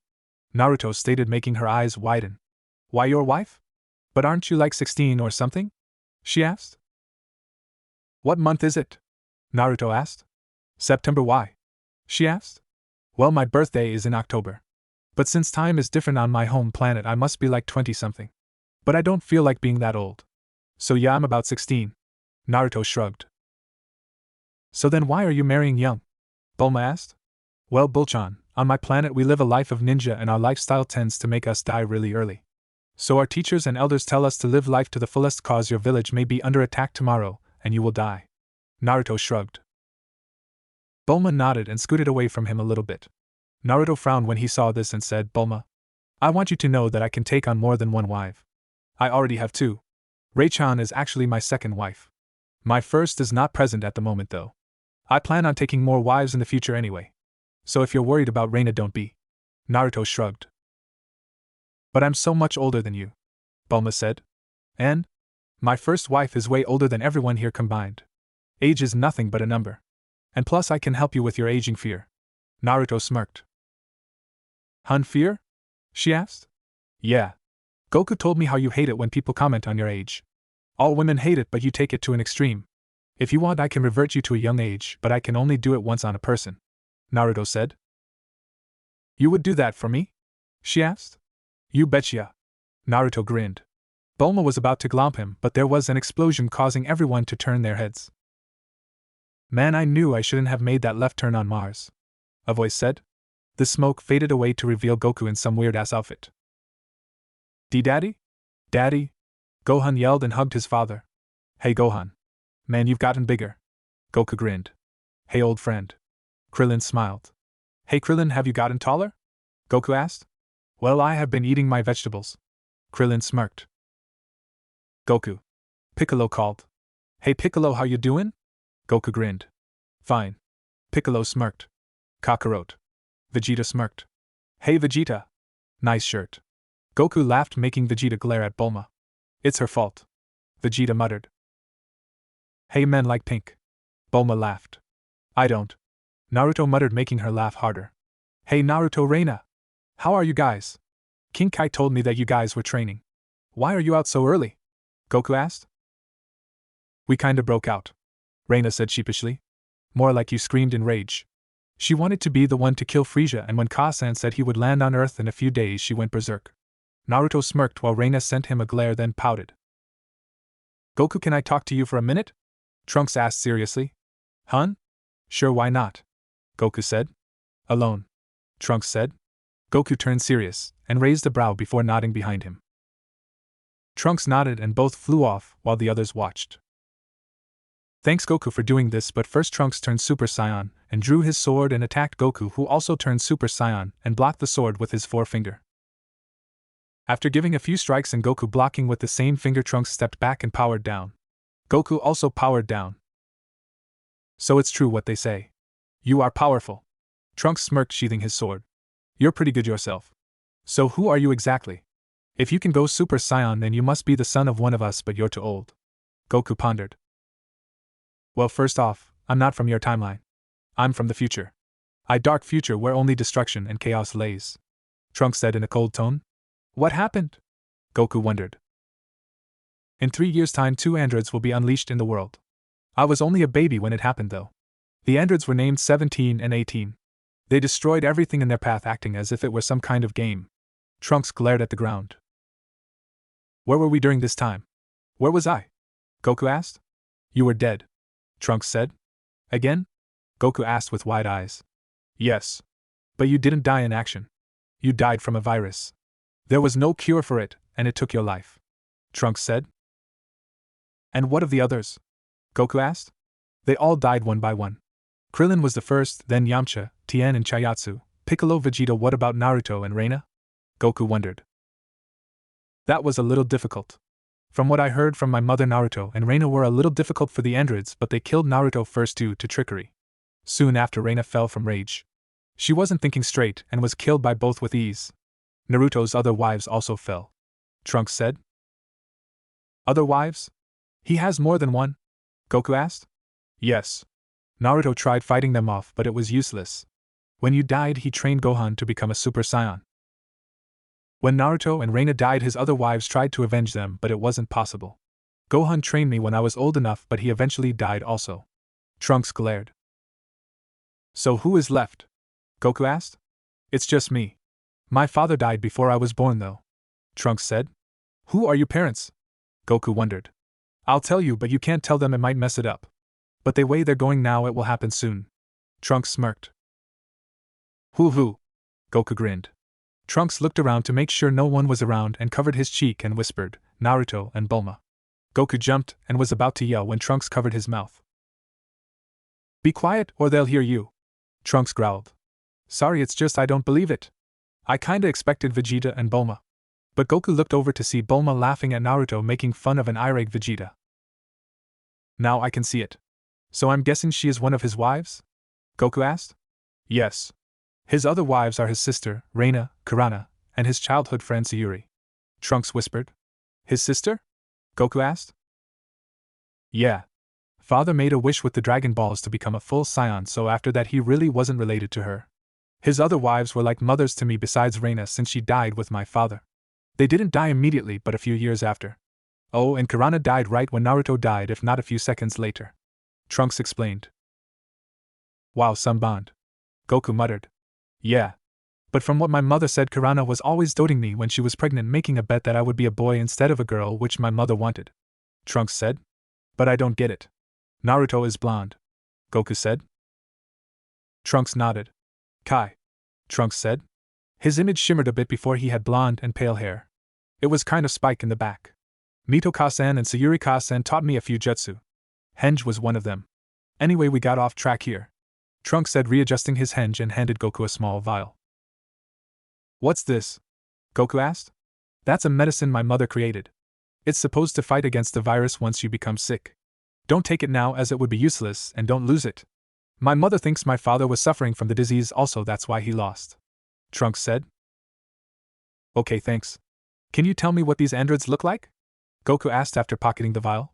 Yes. Trunks nodded and explained what they looked like. After they were done, they both flew back over to the group. That took a long-ass time. What the hell were you two talking about? Naruto asked. They were talking about the androids that are coming in 3 years. Piccolo said, gaining weird looks from everyone and stunned looks from Goku and Trunks. Androids? Those things actually exist? Reina asked. Yes. From what I heard, these two are dangerous and killed all of us except Goku. He died from a disease. Piccolo informed. Hold up, even me?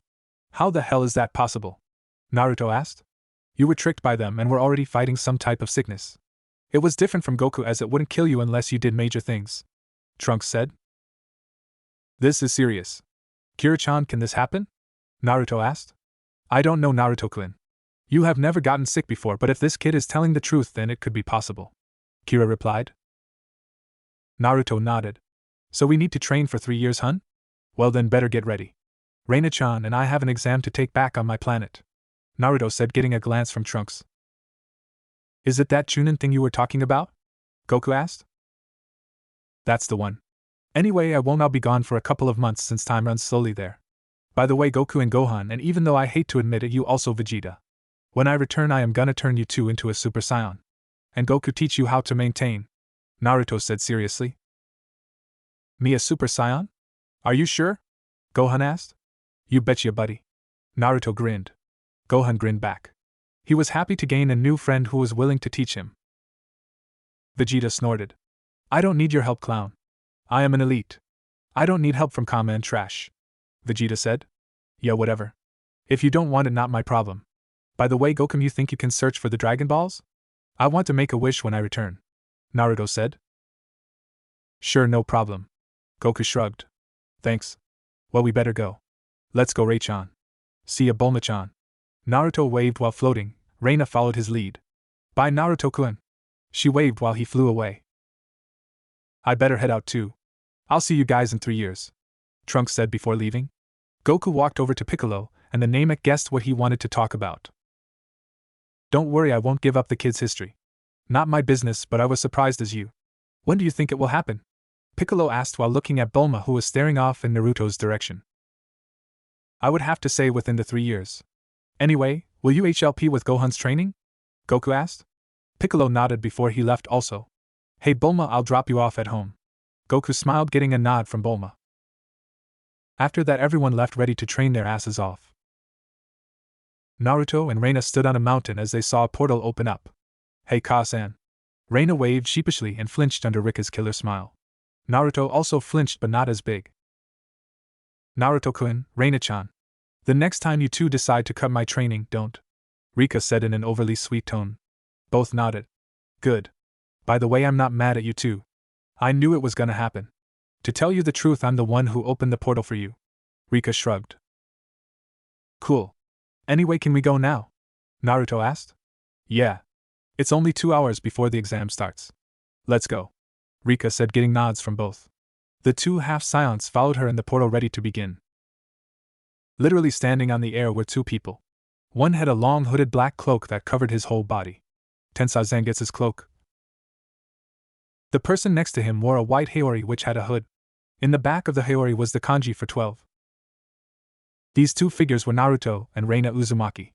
Naruto's katana was strapped to his back under his cloak, while Reina was strapped to her side like all Shinigami did. The 2 were looking over the strongest village in the elemental nations, Konohagakure. So how are we gonna do this, Naruto-kun? Because we both know one good ki blast will level this place to the ground. Reina smirked. I'm thinking about it. And I wish this exam wasn't so long. I really wanted to hang out with Bulma so more. Naruto pouted. Oh, don't worry. Do you think she will forget about you while we're gone? Who do you think she'll fall for, Vegeta? She asked. Naruto thought about it. Once this thing is over, we are going back. Because I have a feeling that might happen, Naruto said before they both left in blurs. Team 7 appeared behind a crowd that was trying to get past 2 losers. What is going on here? Mito wondered. They won't let us pass. A ninja informed. What do you mean won't let us pass? Sayuri growled. Please just let us in. Tenten. Shut up. Izumo said, backhanding her. We're doing you guys a favor. Kotetsu said. What the hell you mean? We're gonna be late. Another nin yelled. You guys aren't ready to take the test. Izumo shrugged. Well, I am, so move your ass. Naruto said. He walked past Team 7 with his hood still on. Reina was behind him. Who the hell do you think you are? Izumo glared. I'm the person who will wipe you off this planet if you don't move. Naruto glared back under his hood. You are all pathetic. We just got here and we know this is a genjutsu. Reina scoffed. Who are you? Sakura asked. Who we are is none of your concern. For now leave. Naruto said. Underneath the genin's feet was a black hole. Team 7 and 9 saw it and jumped to the ceiling. The 3 other teams also noticed it and barely got away.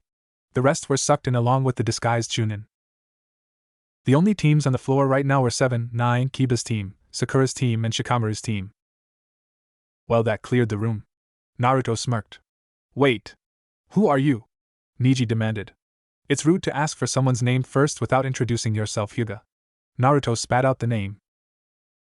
How did you do that? Shikamaru asked. Naruto ignored them all and continued walking till Mito asked, what happened to them? Naruto smirked and said, somewhere far from the village. That way they won't make it in time. Naruto said. Elsewhere were the genin who were on the second floor. They were all groaning till one shot up and yelled, where are we? The others looked at him, then paled when they saw the Leaf Village gate. We're gonna be late. They all yelled and ran for the academy. Too bad it was on the other side of the village. Naruto and Reina were now sitting down watching as the group of genin entered the room. Naruto noticed that the kid with the freakish eyebrows had a bruise on his cheek, while Sayuri had that Uchiha smirk. Shaking his head, he sensed something was afoot. You shouldn't be too loud, Kabuto said, walking from behind them. And who are you? Sayuri demanded. Grouchy. My name is Kabuto Yakushi. And this is my 7th time taking the test, Kabuto said, shocking the group. What a loser, Naruto and Kiba thought. So if this is your 7th time taking it, that means you're experienced, right, Kabuto? Sakura asked while getting strange looks from her teammates. Yeah. In fact, just to help you guys out, I have information that could be useful to you. For example, he drew a deck of cards from his back, making Naruto's sweat drop. What was this, Yu-Gi-Oh? Kabuto channeled chakra into one card and revealed to be Sayuri. Sayuri Uchiha. Kunoichi of the year along with Mito Namikaze. Your teammates, Mito Namikaze and Sai. No surname? Sensei Kakashi Hataki, better known as the Copy Ninja. Have done 57 D ranks, 3 C ranks and 1 A rank. Ninjutsu 7, Taijutsu 7, Genjutsu 5. Kabuto read. Sayuri looked shocked before saying, You got info on Rock Lee, Gaara no Sabaku and Naruto Namikaze? Kabuto looked at her before nodding. Since you have their names, it would be easy. Alright, Rock Lee is first, Kabuto said. Rock Lee. Teammates Niji Hyuga, rookie of his year, and Tenten Hirogashi. Sensei Might Guy. Has done 137 D ranks, 4 C ranks and 2 B ranks. Taijutsu 9, Ninjutsu 0, Genjutsu 0. Kabuto read. Sayuri and Mito nodded. Makes sense. They thought givingly a glance. Gaara no Sabaku. Teammates, Temari and Kankuro no Sabaku. Sensei is Baki. Has done 20 D ranks, 6 C ranks, 34 B ranks,